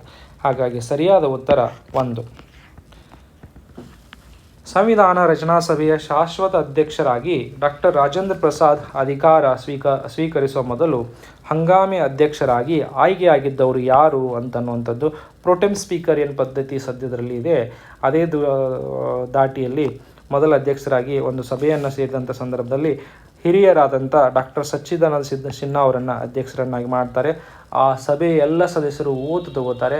ಆ ಎಲ್ಲ ಸಭೆಯ ಸದಸ್ಯರು ಓದು ತಗೊಂಡು ಅವ್ರೇನು ಮಾಡ್ತಾರೆ, ಮುಂದೆ ಡಾಕ್ಟರ್ ರಾಜೇಂದ್ರ ಪ್ರಸಾದ್ ಅವರನ್ನು ಅಧ್ಯಕ್ಷರಾಗಿ ರಚನಾ ಸಭೆಯ ಅಧ್ಯಕ್ಷರಾಗಿ ಏನು ಮಾಡ್ತಾರೆ, ಎಲೆಕ್ಟ್ ಮಾಡ್ತಾರೆ. ಓಕೆ, ಸೊ ಇದೇ ಕಾನ್ಸೆಪ್ಟು ಪ್ರೋಟೆಮ್ ಸ್ಪೀಕರ್ ಕಾನ್ಸೆಪ್ಟಿಗೆ ಸಂವಾದಿಯಾಗಿದೆ. ಸೊ ಸರಿಯಾದ ಉತ್ತರ ಡಾಕ್ಟರ್ ಸಚ್ಚಿದಾನಂದ ಸಿನ್ಹಾ. ಈ ಕೆಳಗಿನ ಹೇಳಿಕೆಗಳನ್ನು ಪರಿಗಣಿಸಿ. ಭಾರತ ಸಂವಿಧಾನವು ಅದರ ಮೂಲ ಸಂರಚನೆಯನ್ನು ಸಂಯುಕ್ತ ವ್ಯವಸ್ಥೆ, ಜಾತ್ಯತೀತವಾದ, ಮೂಲಭೂತ ಹಕ್ಕುಗಳು, ಪ್ರಜಾಪ್ರಭುತ್ವದ ನೆಲೆಯಲ್ಲಿ ವ್ಯಾಖ್ಯಾನಿಸುತ್ತದೆ. ಇಲ್ಲಿ ನೋಡಿ, ಸಂವಿಧಾನ ಮೂಲ ಸಂರಚನೆಯ ಬಗ್ಗೆ ಯಾವುದೇ ರೀತಿಯಾದಂಥ ವ್ಯಾಖ್ಯಾನವನ್ನು ಕೊಡುವುದಿಲ್ಲ. ಸುಪ್ರೀಂ ಕೋರ್ಟ್ ವಿವಿಧ ಜಡ್ಜ್ಮೆಂಟ್ಗಳಲ್ಲಿ ತೀರ್ಪುಗಳಲ್ಲಿ ಇದರ ವಿವಿಧ ರೀತಿಯಾದಂಥ ಒಂದು ವ್ಯಾಖ್ಯಾನವನ್ನು ಕೊಡುತ್ತೆ. ಕೇಶವಾನಂದ ಭಾರತಿ ಪ್ರಕರಣ 1973ರಲ್ಲಿ ಮೊದಲ ಬಾರಿಗೆ ಮೂಲ ಸಂರಚನೆ ಅಂತಕ್ಕಂಥ ಪರಿಕಲ್ಪನೆ ಹುಟ್ಟುಕೊಳ್ಳುತ್ತೆ. ಹಾಗಾಗಿ ಸಂವಿಧಾನದಲ್ಲಿ ಇದರ ವ್ಯಾಖ್ಯಾನ ನೀಡಿಲ್ಲ. ಎ ತಪ್ಪು. ಹಾಗಾದರೆ ಸರಿಯಾದ ಉತ್ತರ ಏನಾಗುತ್ತೆ, ಪಿ. ಇದನ್ನು ಬಿನೂ ಕೂಡ ಒಂದ್ಸರಿ ಓದ್ಬಿಡೋಣ. ಭಾರತದ ಸಂವಿಧಾನವು ನಾಗರಿಕ ಸ್ವಾತಂತ್ರ್ಯಗಳನ್ನು ರಕ್ಷಿಸಲು ಮತ್ತು ಸಂವಿಧಾನಕ್ಕೆ ಆಧಾರವಾಗಿರುವ ಆದರ್ಶಗಳನ್ನು ಎತ್ತಿ ಹಿಡಿಯಲು ನ್ಯಾಯಿಕ ವಿಮರ್ಶೆ ಅವಕಾಶ ಕಲ್ಪಿಸಿಕೊಡುತ್ತದೆ. ಸರಿಯಾದ ಉತ್ತರ. ಫಾರ್ ಎಕ್ಸಾಂಪಲ್, ನ್ಯಾಯಿಕ ವಿಮರ್ಶೆ ಅಂತಕ್ಕಂಥದ್ದನ್ನು ಸಂವಿಧಾನದಲ್ಲಿ ಎಲ್ಲಿಯೂ ಕೂಡ ಮೆನ್ಷನ್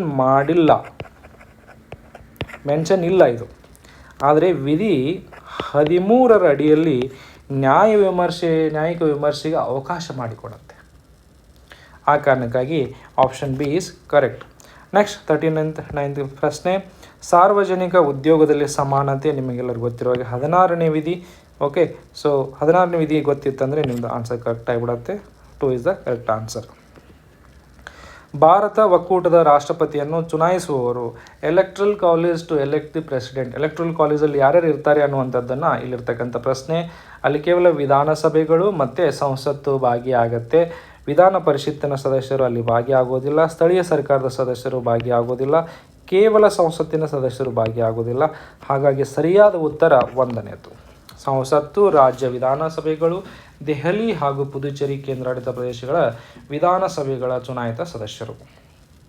ನೆಕ್ಸ್ಟ್ ಪ್ರಶ್ನೆ, ಕೆಳಗೆ ನೀಡಿರುವ ಕೇಂದ್ರಾಡಳಿತ ಪ್ರದೇಶಗಳಲ್ಲಿ ಯಾವುವು ರಾಜ್ಯಸಭೆಯಲ್ಲಿ ಪ್ರಾತಿನಿಧಿತ್ವ ಹೊಂದಿಲ್ಲ ಅಂತಕ್ಕಂಥದ್ದು ಇಲ್ಲಿ ಪ್ರಶ್ನೆ. ಸರಿಯಾದ ಉತ್ತರ ಚಂಡೀಗಢ, ಲಕ್ಷದ್ವೀಪ್ ಆ್ಯಂಡ್ ಲದ್ದಾಖ್. ಭಾರತ ಸರ್ಕಾರದ ಅತ್ಯುನ್ನತ ಕಾನೂನು ಸಲಹೆಗಾರರು ಯಾರು? Attorney general. ರಾಜ್ಯಪಾಲರು ತಮ್ಮ ರಾಜೀನಾಮೆ ಪತ್ರವನ್ನು ಈ ಕೆಳಕಂಡವರಿಗೆ ನೀಡುತ್ತಾರೆ. ರಾಷ್ಟ್ರಪತಿಗಳಿಗೆ ನೀಡುತ್ತಾರೆ. ರಾಜ್ಯಪಾಲರನ್ನು ಅಪಾಯಿಂಟ್ ಮಾಡೋರು ಕೂಡ ರಾಷ್ಟ್ರಪತಿಗಳು. ಆ ರಾಜ್ಯಪಾಲ ರಾಜೀನಾಮೆಯನ್ನು ಕೂಡ ರಾಷ್ಟ್ರಪತಿಗಳಿಗೆ ಸಲ್ಲಿಸಬೇಕಾಗತ್ತೆ. ನಮ್ಮ ಸಂವಿಧಾನದಲ್ಲಿ ರಾಜ್ಯಪಾಲರನ್ನು ತೆರವುಗೊಳಿಸಲಿಕ್ಕೆ ಯಾವುದೇ ರೀತಿಯಾದಂಥ ವಿಧಿಗಳು, ನಿಬಂಧನೆಗಳು ಇಲ್ಲ. Because is been appointed at the pleasure of the president of India. So ರಾಜ್ಯಪಾಲರು ರಾಷ್ಟ್ರಪತಿಗೆ ರಾಜೀನಾಮೆ ಪತ್ರವನ್ನು ಕೊಡ್ತಾರೆ.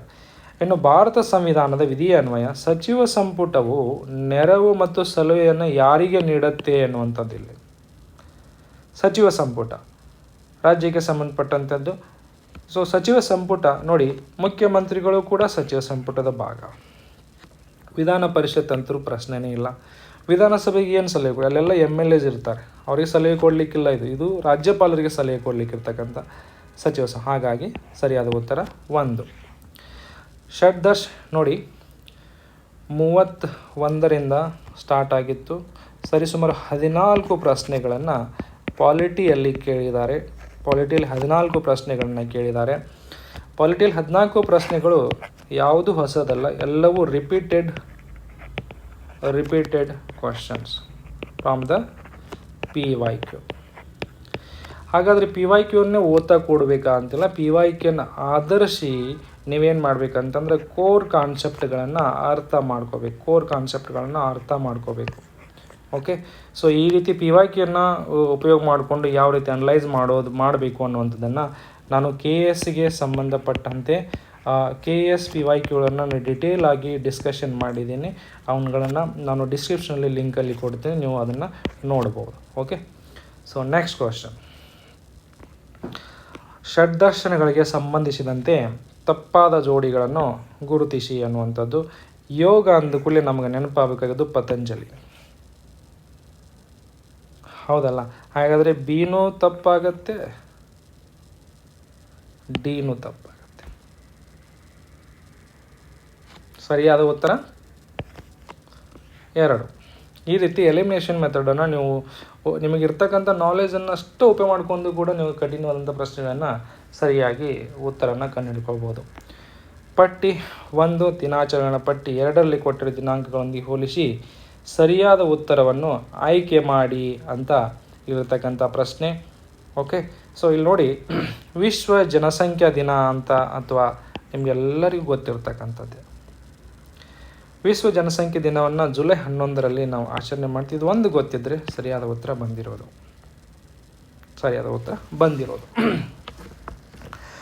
ನೆಕ್ಸ್ಟ್, ಒಲಿಂಪಿಕ್ ದೇಹದ ಸರಿಯಾದ ಕ್ರಮ faster, higher and stronger together. ಮೊಟ್ಟ ಮೊದಲ ಇಲ್ಲಿ ನೋಡಿದು ಕರೆಂಟ್ ಅಫೇರ್ಸ್, GK, ಇದು ಕಲ್ಚರ್ಗೆ ಸಂಬಂಧಪಟ್ಟಂಥದ್ದು. ಮೊಟ್ಟ ಮೊದಲ ಬಾರಿಗೆ ಪ್ಯಾರಾ ಒಲಿಂಪಿಕ್ ಸ್ಪರ್ಧೆಗಳು ಆಯೋಜಿಸಲ್ಪಟ್ಟ ಸ್ಥಳ ಮತ್ತು ವರ್ಷ ರೋಮ್ನಲ್ಲಿ ಆಯೋಜನೆ ಮಾಡಲಾಗಿತ್ತು. Again GK question. 1960ರಲ್ಲಿ.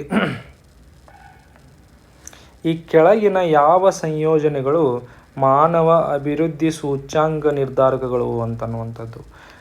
ಯೋಗ, ಸಂತೋಷ ಅನ್ನುವಂಥ ಹ್ಯಾಪಿನೆಸ್ ಇಲ್ಲ ಅಂತ ಯೂಸ್ ಮಾಡೋಂಗಿಲ್ಲ. ಓದುವಿಕೆ ಬರುವಿಕೆನೂ ಕೂಡ ಇಲ್ಲ. ಇದನ್ನೇನು ಮಾಡ್ತಾರೆ, ಇದನ್ನು ಶಿಕ್ಷಣ ಅಂತ ಒಟ್ಟಾರೆ ಹೇಗೆ ಪರಿಗಣನೆ ಮಾಡ್ತಾರೆ. ಸೊ ಇಲ್ಲಿ ಬರೆಯುವಿಕೆ, ಸಂಯವನ ಅನ್ನುವಂಥದ್ದು ಇಲ್ಲ. ಹಾಗಾಗಿ ಸರಿಯಾದ ಉತ್ತರ C ಮಾತ್ರ. ಇದನ್ನು ಕೂಡ ಕರೆಂಟ್ ಅಫೇರ್ಸಲ್ಲಿ ಭಾಳಷ್ಟು ಸಾರಿ ಹ್ಯೂಮನ್ ಡೆವಲಪ್ಮೆಂಟ್ ಇಂಡೆಕ್ಸ್ ಬಗ್ಗೆ ಬರ್ತದೆ, ಪ್ರತಿ ವರ್ಷ ಬರುತ್ತೆ. ಅದರಲ್ಲಿ ಇರ್ತಕ್ಕಂಥ ಒಂದು ಫ್ಯಾಕ್ಟ್ಸ್ಗಳನ್ನು ನೋಡ್ಕೊಂಡ್ಬಿಟ್ರೆ ಸಾಕಾಗಿರೋದು. ಸರಿಯಾದ ಉತ್ತರ 2. ಇನ್ನು ಕೆಳಗಿನವುಗಳಲ್ಲಿ ಹಣಕಾಸು ಆಯೋಗ ಮತ್ತು ಅವರ ಮುಖ್ಯಸ್ಥರ ಬಗ್ಗೆ ಇಲ್ಲಿ ಪ್ರಶ್ನೆ ಇದೆ. ಏನಂತಂದರೆ ಇವೆಲ್ಲ ಆಯೋಗಗಳಿದಾವಲ್ಲ, ಅಟ್ಲೀಸ್ಟ್ ಏನು ನೋಡ್ಬೇಕಂತಂದರೆ 1ನೇದವ್ರು ಯಾರು, 2ನೇದವ್ರು ಯಾರು, ಈ ಸದ್ಯದಲ್ಲಿ ಪ್ರಸ್ತುತವಾಗಿರ್ತ ಪ್ರೆಸೆಂಟ್ ಇರೋಂಥವ್ರು ಯಾರು, ಅವ್ರಿಗಿಂತ ಹಿಂದಿನವ್ರು ಯಾರು, ಜಸ್ಟ್ ಒಂದು. ಸೊ ಮೊದಲನೇದವ್ರು ಯಾರು ನೋಡೋಣ. 1ನೇದವರು ನಿಮಗೆಲ್ಲರಿಗೂ ಗೊತ್ತಿರೋ ಹಾಗೆ KC ನಿಯೋಗಿ. 193. ಓಕೆ, 193 ಇದೆ. ಸೊ ಇದು ಕೂಡ ತಪ್ಪಾಗತ್ತೆ, ಇದು ಕೂಡ ತಪ್ಪಾಗತ್ತೆ. ನಮಗೆ ಆಪ್ಷನ್ ಇದು ಮತ್ತು ಇದರ ಬಗ್ಗೆ ನಾವು ನೋಡಬೇಕಾಗತ್ತೆ. 2ನೇದವ್ರು ಯಾರು, K Santhanam. 2ನೇದವ್ರು ಯಾರಾಗಿದ್ರು, K Santhanam. B2 ಆಗಿರ್ತಕ್ಕಂಥದ್ದು ಯಾವುದು ಸರಿಯಾದ ಉತ್ತರ? B1 ನೋಡಿಲ್ಲ, B1 ಸಂತಾನಂ ಇರ್ತಕ್ಕಂಥದ್ದು 4ನೇ ಉತ್ತರ. ಹಾಗಾಗಿ ಇದು ಕೂಡ ತಪ್ಪಾಗುತ್ತೆ. This is how you have to prepare your ಎಕ್ಸಾಮ್ಗೆ ಸಂಬಂಧಪಟ್ಟ ಈ ರೀತಿ ಪ್ರಿಪ್ರೇಷನ್ ಮಾಡಿ. ಎಲ್ಲನೂ ಓದಬೇಕು, ಎಲ್ಲನೂ ಬೈಟ್ ಮಾಡ್ಬೇಕಂತಿಲ್ಲ. 5, 10, 11 ಎಲ್ಲನೂ ಬೈಟ್ ಮಾಡ್ಬೇಕಂತ ಅವಶ್ಯಕತೆಯೇ ಇಲ್ಲ. ಓಕೆ, ಸೊ ಈಗ ಸದ್ಯಕ್ಕೆ ಏನು ಮಾಡಬೇಕು ಅಂತಂದರೆ ನಿಮ್ಗೆ ಆಲ್ರೆಡಿ ಗೊತ್ತು, 1ನೇದವ್ರು 2ನೇದವ್ರು ಗೊತ್ತಾಯಿತು. ಸದ್ಯಕ್ಕೆ ಪ್ರೆಸೆಂಟಾಗಿ ಹಣಕಾಸು ಆಯೋಗದ ಅಧ್ಯಕ್ಷ ಯಾರಿದ್ದಾರೆ ನೋಡ್ಕೊಳ್ಳಿ, ಅದಕ್ಕಿಂತ ಹಿಂದಿನ ಯಾರಿದ್ದಾರೆ ಅದನ್ನು ನೋಡ್ಕೊಳ್ಳಿ bus. Next question, turner syndrome ಕಾಯಿಲೆಗೆ ಸಂಬಂಧಪಟ್ಟಂಗೆ ಕಾರಣವನ್ನು ಕೇಳಿದ್ದಾರೆ. ಇಲ್ಲಿ 46ನೇ ಕ್ರೋಮೋಸೋನ್, 47ನೇ ಕ್ರೋಮೋಸೋನ್, 47ನೇ ಕ್ರೋಮೋಸೋನ್, 48ನೇ ಕ್ರೋಮೋಸೋನ್ ಬಗ್ಗೆ ಮಾತಾಡಿದ್ದಾರೆ. ಆದರೆ 45ನೇ ಕ್ರೋಮೋಸೋನ್ ಸಂಬಂಧಪಟ್ಟಂಥ ಕಾಯಿಲೆ. ಇದೊಂದು ಮೇ ಬಿ ಈ ಕ್ವಶನನ್ನು ಅವರು ಹಿಂಪಡೆಯಬಹುದು. ನೋಡೋಣ ಇದಕ್ಕೆ ಸರಿಯಾದ ಉತ್ತರವನ್ನು ಏನು ಕೊಡ್ತಾರೆ ಅಂತ ನೋಡೋಣ. ಓಕೆ, ಇಲ್ಲಿ ನೋಡಿ GK ಸಂಬಂಧಪಟ್ಟಂಗೆ ಏನು ಮಾಡ್ತಾರೆ, ಒಂದು 6 ಕ್ವಶನ್ಗಳನ್ನ ಇಲ್ಲಿ ಹಾಕಿದ್ರು, ಒಂದು 4-5 ಕ್ವಶನ್ಗಳನ್ನು ಒಂದು ಕಲ್ಚರಿಗೆ ಸಂಬಂಧಪಟ್ಟಂಗೆ ಕೊಟ್ಟಿದ್ದರು. ಸೊ ಇಲ್ಲಿಂದ ಈಗ ಎನ್ವಿರಾನ್ಮೆಂಟ್ ಮತ್ತು ಸೈನ್ಸ್ ಆ್ಯಂಡ್ ಟೆಕ್ ರಿಲೇಟೆಡ್ ಆಗಿ ಕ್ವಶನ್ಗಳು ಪ್ರಾರಂಭವಾಯಿತು. ಯಾವ ಮೈಕ್ರೋಬನ್ನು ಗಗನಯಾತ್ರಿಗಳು ಆಹಾರವಾಗಿ ಬಳಸುತ್ತಾರೆ? ಸ್ಪೈರುಲಿನಾ ಭಾಳ ಹೆಲ್ದಿ ಇರ್ತಕ್ಕಂಥ ಒಂದು ಪಾಚಿ ಮೈಕ್ರೋಬ್. ಇದರಲ್ಲಿ ಪ್ರೋಟೀನ್ ಕೂಡ ಜಾಸ್ತಿ ಆಗಿರುತ್ತೆ, ಹಾಗಾಗಿ ಗಗನ ಆಹಾರವಾಗಿ ಇದನ್ನು ಬಳಸ್ತಾರೆ. ಮೀನಾಮಾಟ ಒಪ್ಪಂದ ಅಂತಂದರೆ ಕೂಡಲೇ ಮರ್ಕ್ಯೂರಿ ಅಂತ ನಿಮಗೆ ನೆನಪಾಗಬೇಕು. ಓಕೆ, ಪಾದರಸ ಮಾಲಿನ್ಯದಿಂದ ಅಲ್ಲಿ ಏನಂದರೆ ಮೀನಾಮಾಟ ಅಂತಕ್ಕಂಥ ಜಾಗದಲ್ಲಿ ಭಾಳಷ್ಟು ಕಂಡುಬಂತು. ಅದೇ ಜಾಗದಲ್ಲಿ ವಿಶ್ವಸಂಸ್ಥೆ ಇದೊಂದು ಜಾಗತಿಕ ಒಪ್ಪಂದವನ್ನು ಮಾಡಿಕೊಳ್ಳುತ್ತೆ. ಓಕೆ, 54 ಕಂಪ್ರೆಸ್ಡ್ ನ್ಯಾಚುರಲ್ ಗ್ಯಾಸನ್ನು ಡೀಸೆಲ್ ಪೆಟ್ರೋಲ್ಗಿಂತ ಬದಲಾಗಿ ಉಪಯೋಗಿಸಲು ಇರ್ತಕ್ಕಂಥ ಮುಖ್ಯ ಕಾರಣ ಏನು ಅನ್ನುವಂಥದ್ದು. ಇಲ್ಲಿ ಹೆಚ್ಚು ಪರಿಣಾಮವಿರುತ್ತೆ, ಕರೆಕ್ಟಾಗಿದೆ. ಸಸ್ತಾ ಇದೆ, ಅಗ್ಗವಾಗಿದೆ, ಕರೆಕ್ಟಾಗಿದೆ. ಆದರೆ ನೋಡಿ, CNGಯನ್ನು ನಿರಂತರವಾಗಿ ಅಡೆತಡೆ ಇಲ್ಲದೆ ಪೂರೈಕೆ ಮಾಡಲು ಪೈಪ್ಲೈನ್ಗಳನ್ನು ಹಾಕುವುದು ಸುಲಭ. ಪೈಪ್ಲೈನ್ ಹಾಕುವುದು ಸುಲಭ ಇತ್ತು, ಎಲ್ಲಿ ಬೇಕಾದಲ್ಲಿ CNG ಸಿಗಬೇಕಾಗಿತ್ತಲ್ಲ ಇಮಿಡಿಯೇಟ್ಲಿ. ಅದು ಸಿಕ್ಕಿಲ್ಲ. ಭಾಳ ವರ್ಷಗಳ ಮೇಲೆ ಗ್ರ್ಯಾಜುವಲಿ ನಮಗೆ ಏನಂತಂದರೆ ಮೊದಲು ಸಿಟಿಗಳಲ್ಲಿ ಕ್ಯಾಪಿಟಲ್ಗಳಲ್ಲಿ ಸಿಗ್ತಿತ್ತು, ಅದಾದಮೇಲೆ ಈಗ ಡಿಸ್ಟ್ರಿಕ್ಟ್ ಪ್ಲೇಸಲ್ಲಿ ಸಿಗ್ತಾ ಇದೆ. ಈಗ ಇನ್ನೂ ವಿಲೇಜ್ ಲೆವೆಲಲ್ಲಿ ಇನ್ನೂ ಕೂಡ ನಮಗೆ ಸಿಗ್ತಾ ಇಲ್ಲ. ಸೊ ಆ ದೃಷ್ಟಿಕೋನದಲ್ಲಿ ಏನಂತಂದರೆ ಅಡೆತಡೆ ಇಲ್ಲ ಅಂತಂದರೆ ಸಡನ್ನಾಗಿ ಸಿಕ್ಬಿಡ್ತಿತ್ತು. ಅದ್ರ ಅಡೆತಡೆಗಳು ಅದಾವಂತಲೇ ಅರ್ಥ. ಹಾಗಾಗಿ ಏನಾಗುತ್ತೆ ಅಂತಂದರೆ ಸಿ ಇಸ್ ತಪ್ಪು. 3ನೇ ಸಿಯನ್ನು ನಾವು ತಪ್ಪು ಅಂತ ಐಡೆಂಟಿಫೈ ಮಾಡ್ಕೊಂಡ್ಬಿಟ್ರೆ ನಮಗೆ ಸರಿಯಾದ ಉತ್ತರ 1 ಬರುತ್ತೆ. ಮೀನಿನ ಎಣ್ಣೆಯಲ್ಲಿ ಸಮೃದ್ಧವಾಗಿರತಕ್ಕಂಥದ್ದು ಏನು?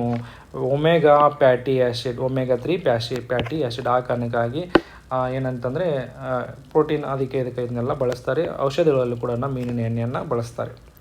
ಈ ಕೆಳಗಿನ ಗುಂಪಿನಲ್ಲಿ ಯಾವುದು ಮಾರ್ಪಾಡಾದ ಎಲೆಯ ಉದಾಹರಣೆ? ಎಲೆಯಾಗಿದ್ದು ಅದನ್ನು ಮಾರ್ಪಾಡಾಗಿದೆ ಅಂಥದ್ದು ಯಾವುದಪ್ಪ ಅಂತ ಕೇಳಿದ್ದಾರೆ. ಅದಕ್ಕೆ ಸರಿಯಾದ ಉತ್ತರ ಈರುಳ್ಳಿ ಮತ್ತು ಕ್ಯಾಕ್ಟಸ್. ಮೂತ್ರಪಿಂಡಗಳ ಅಸಮರ್ಪಕ ಕಾರ್ಯನಿರ್ವಹಣೆಯು ರಕ್ತದಲ್ಲಿ ಯೂರಿಯಾ ಪ್ರಮಾಣವನ್ನು ಹೆಚ್ಚಿಸಲು ಕಾರಣವಾಗಬಹುದು. ಈ ಸ್ಥಿತಿ ಹೆಸರು ಏನು ಅಂತಕ್ಕಂಥದ್ದು ಇಲ್ಲಿ ಇರ್ತಕ್ಕಂಥ ಪ್ರಶ್ನೆ. ಯೂರಿಯಾ ಪ್ರಮಾಣ ಜಾಸ್ತಿ ಆಗ್ತಾ ಇದೆ, ಯೂರಿಯಾ. ಓಕೆ, ಸರಿಯಾದ ಉತ್ತರ 1. ಜಲ್ ವಿದ್ಯುಸ್ತರಣದಲ್ಲಿ DNA ಯಾವ ಕಡೆ ಚಲಿಸುತ್ತದೆ? ಧನಾತ್ಮಕ ಎಲೆಕ್ಟ್ರೋಡ್. ಇನ್ನು ಗ್ರಹಗಳ ಬಗ್ಗೆ, ಅವುಗಳ ಭ್ರಮಣೆ ಅವಧಿಗಳ ಬಗ್ಗೆ ಇಲ್ಲಿ ಪ್ರಶ್ನೆ ಬಂದಾಗಿದೆ. ಸೊ ಇಲ್ಲಿ ಗುರು ಎಲ್ಲರಲ್ಲಿ ಸ್ವಲ್ಪ ನೋಡಿ 12 ವರ್ಷಗಳಲ್ಲಿ ಒಂದು ಭ್ರಮಣೆ ಮಾಡುತ್ತೆ. ಸೊ ಆ ಕಾರಣಕ್ಕಾಗಿ ಸರಿಯಾದ ಉತ್ತರ 3. ಓಕೆ, ಇದನ್ನು ನಿಮಗೆ ಗೊತ್ತಿರುವಂಥದ್ದೇ, ಜಿಯೋಗ್ರಫಿಗೆ ಸಂಬಂಧಪಟ್ಟಂತಹ ಪ್ರಶ್ನೆ.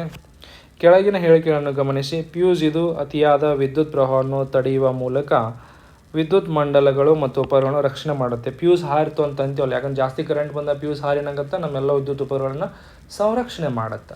ಆ ಕಾರಣಕ್ಕಾಗಿ ಈ ಹೇಳಿಕೆ ಏನಿದೆ ಸರಿಯಾಗಿದೆ. ಫ್ಯೂಸನ್ನು ವಿದ್ಯುತ್ ಸಾಧನಗಳೊಂದಿಗೆ ಸಮಾನಾಂತರ ಕ್ರಮದಲ್ಲಿ ಜೋಡಿಸಲಾಗುತ್ತೆ. ಇಲ್ಲ, ಸಮಾನಾಂತರದಲ್ಲಿ ಜೋಡಿಸ್ಬಿಟ್ರೆ ಅವುಗಳಿಗೆ ಬ್ಯಾಡ್ ಇಂಪ್ಯಾಕ್ಟ್ ಆಗುತ್ತೆ. ಆ ಕಾರಣಕ್ಕೆ ತಪ್ಪಾಗಿದೆ. ಹಾಗಾಗಿ ಸರಿಯಾದ ಉತ್ತರ ಹೇಳಿಕೆ 1 ಸರಿಯಾಗಿದೆ, ಹೇಳಿಕೆ 2 ತಪ್ಪಾಗಿದೆ. GPS ಬೆಂಬಲಿತ ಜಿಯೋ ಆಗ್ಯುಮೆಂಟೆಡ್ ನೇವಿಗೇಷನ್ ಗಗನ್ ಒಂದು ಉಪಗ್ರಹ ಆಧಾರಿತ ಸಿಸ್ಟಮ್ ಆಗಿದೆ. ಹೌದು, ಇದನ್ನು ಯಾರು ಅಭಿವೃದ್ಧಿಪಡಿಸಿದರು ಅಂತ. ಗಗನ್ ಅಂತಕ್ಕಂಥದ್ದು ಏರೋಪ್ಲೇನಿಗೆ ಸಂಬಂಧಪಟ್ಟ ಹಾಗೆ ಒಂದು ನಿಖರವಾಗಿ ಏರ್ಪೋರ್ಟ್ನಲ್ಲಿ ಇಳಿಯಲಿಕ್ಕೆ ಅವಕಾಶ ಕೊಡ್ತಕ್ಕಂಥ ಒಂದು ವ್ಯವಸ್ಥೆ ಆಗಿದೆ ಗಗನ್ ಅಂತಕ್ಕಂಥ. ಏರೋಪ್ಲೇನ್ ಅಂತಂದಾಗ, ಏರ್ಪೋರ್ಟ್ ಅಂತಂದಾಗ ಯಾವುದು ಸಂಸ್ಥೆ ನಮಗೆ ಗಮನಕ್ಕೆ ಬರಬೇಕು? Airport authority of India. ಅದೇ ರೀತಿ ಉಪಗ್ರಹ ಅಂತಂದರೆ ನಮಗೆ ಸಡನ್ನಾಗಿ ಯಾವ್ದು ನೆನಪಾಗಬೇಕು? ಇಸ್ರೋ. ಹಾಗಾಗಿ ಸರಿಯಾದ ಉತ್ತರ 3. ವಿದ್ಯುತ್ ಇಸ್ತ್ರಿ ಪೆಟ್ಟಿಗೆಯ ಸುರುಳಿಗಳಲ್ಲಿ ಮಿಶ್ರ ಲೋಹಗಳನ್ನು ಬಳಸುತ್ತಾರೆ, ಏಕೆಂದರೆ ಮಿಶ್ರ ಲೋಹದ ಪ್ರತಿರೋಧವು ಅದರ ಘಟಕ ಲೋಹಗಳ ಲೋಹದಕ್ಕಿಂತ ಹೆಚ್ಚಾಗಿರುತ್ತೆ. ತಪ್ಪು.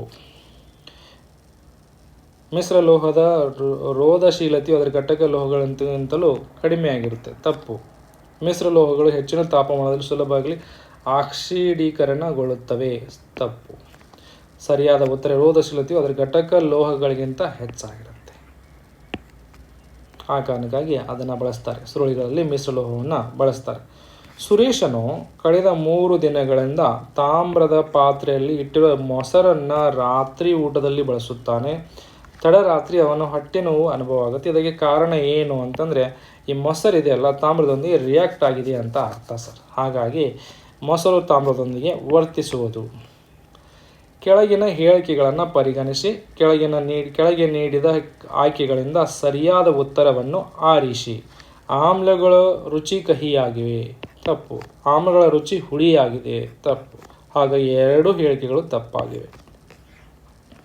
ಹೊಂದಿಸಿ ಬರೆಯಿರಿ. ಇಲ್ಲಿ ಅಲಾಯ್ಗಳ ಬಗ್ಗೆ ಕೇಳಿದ್ದಾರೆ. ಇವನ್ ಮಿಕ್ಸರ್ ಮಾಡಿದ ನಂತರ ಯಾವ ರೀತಿಯಾದಂಥ ಸಾಮಾನುಗಳು ಇದು ಆಗ್ತವೆ ಅನ್ನುವಂಥದ್ದು ಇಲ್ಲಿರ್ತಕ್ಕಂಥ ಪ್ರಶ್ನೆ.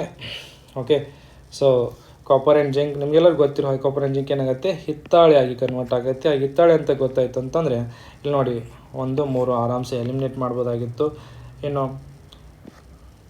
ಕಾಪರ್ ಮತ್ತು SN ಏನಾಗುತ್ತೆ, ಇದೇನಾಗುತ್ತೆ ಅಮಲ್ಗಮ್,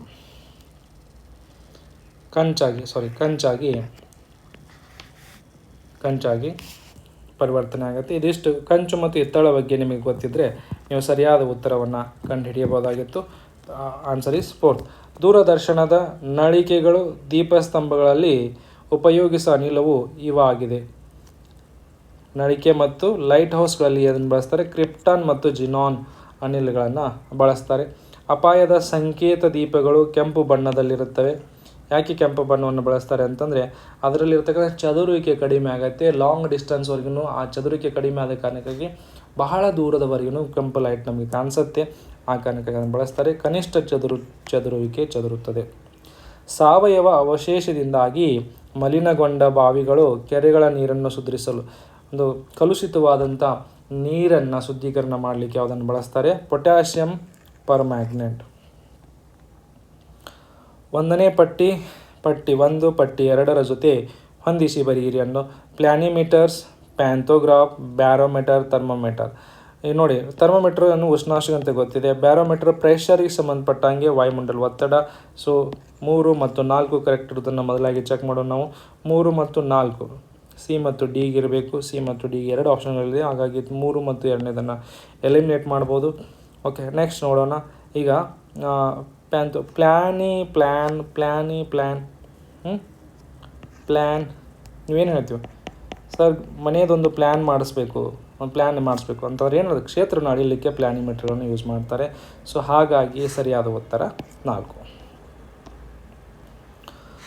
ಕರ್ನಾಟಕದ ಕೆಲವು ಪ್ರಮುಖ ಶಿಖರಗಳನ್ನು ಅವುಗಳ ಎತ್ತರಕ್ಕೆ ಅನುಗುಣವಾಗಿ ಇಳಿಕೆಯ ಕ್ರಮದಲ್ಲಿ ಗುರುತಿಸಿ. ಸರಿಯಾದ ಕ್ರಮ ಬೆಳಗಿರಿ ರಂಗನ ಬೆಟ್ಟ, ಗೋಪಾಲಸ್ವಾಮಿ ಬೆಟ್ಟ, ಮೇಲುಕೋಟೆ ಬೆಟ್ಟ, ಚಾಮುಂಡಿ ಬೆಟ್ಟ.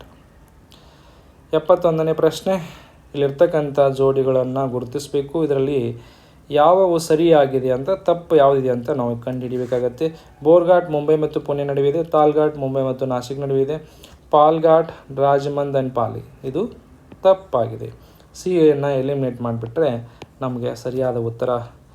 ಇನ್ನು ಡಿ ಕರೆಕ್ಟ್ ಆಗಿದೆ. ನಾನು ಆಗುಂಬೆ ಘಾಟ್ ಉಡುಪಿ ಮತ್ತು ಶಿವಮೊಗ್ಗ ನಡುವೆ ಇದೆ. ಹೌದು, ಕರೆಕ್ಟ್ ಆದ ಉತ್ತರ 3. ಇನ್ನು ಕರ್ನಾಟಕದ ಮ್ಯಾಪ್, ಕರ್ನಾಟಕ ಜಿಯೋಗ್ರಫಿಗೆ ಸಂಬಂಧಪಟ್ಟಂಥ ಪ್ರಶ್ನೆ. ಸೊ ಇಲ್ಲಿ ನೋಡಿ, 69ನೇ ಪ್ರಶ್ನೆವರೆಗೂ ಎಲ್ಲಿಂದ ಸೈನ್ಸ್ ಆ್ಯಂಡ್ ಟೆಕ್ ಸ್ಟಾರ್ಟ್ ಆಗಿತ್ತು?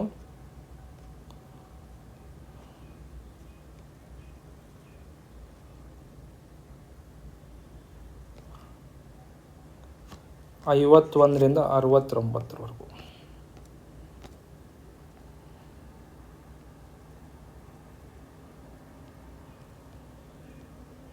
ಸರಿಸುಮಾರು 19 ಪ್ರಶ್ನೆಗಳನ್ನು science and tech environment related ಆಗಿ ಕೇಳಿದ್ದಾರೆ.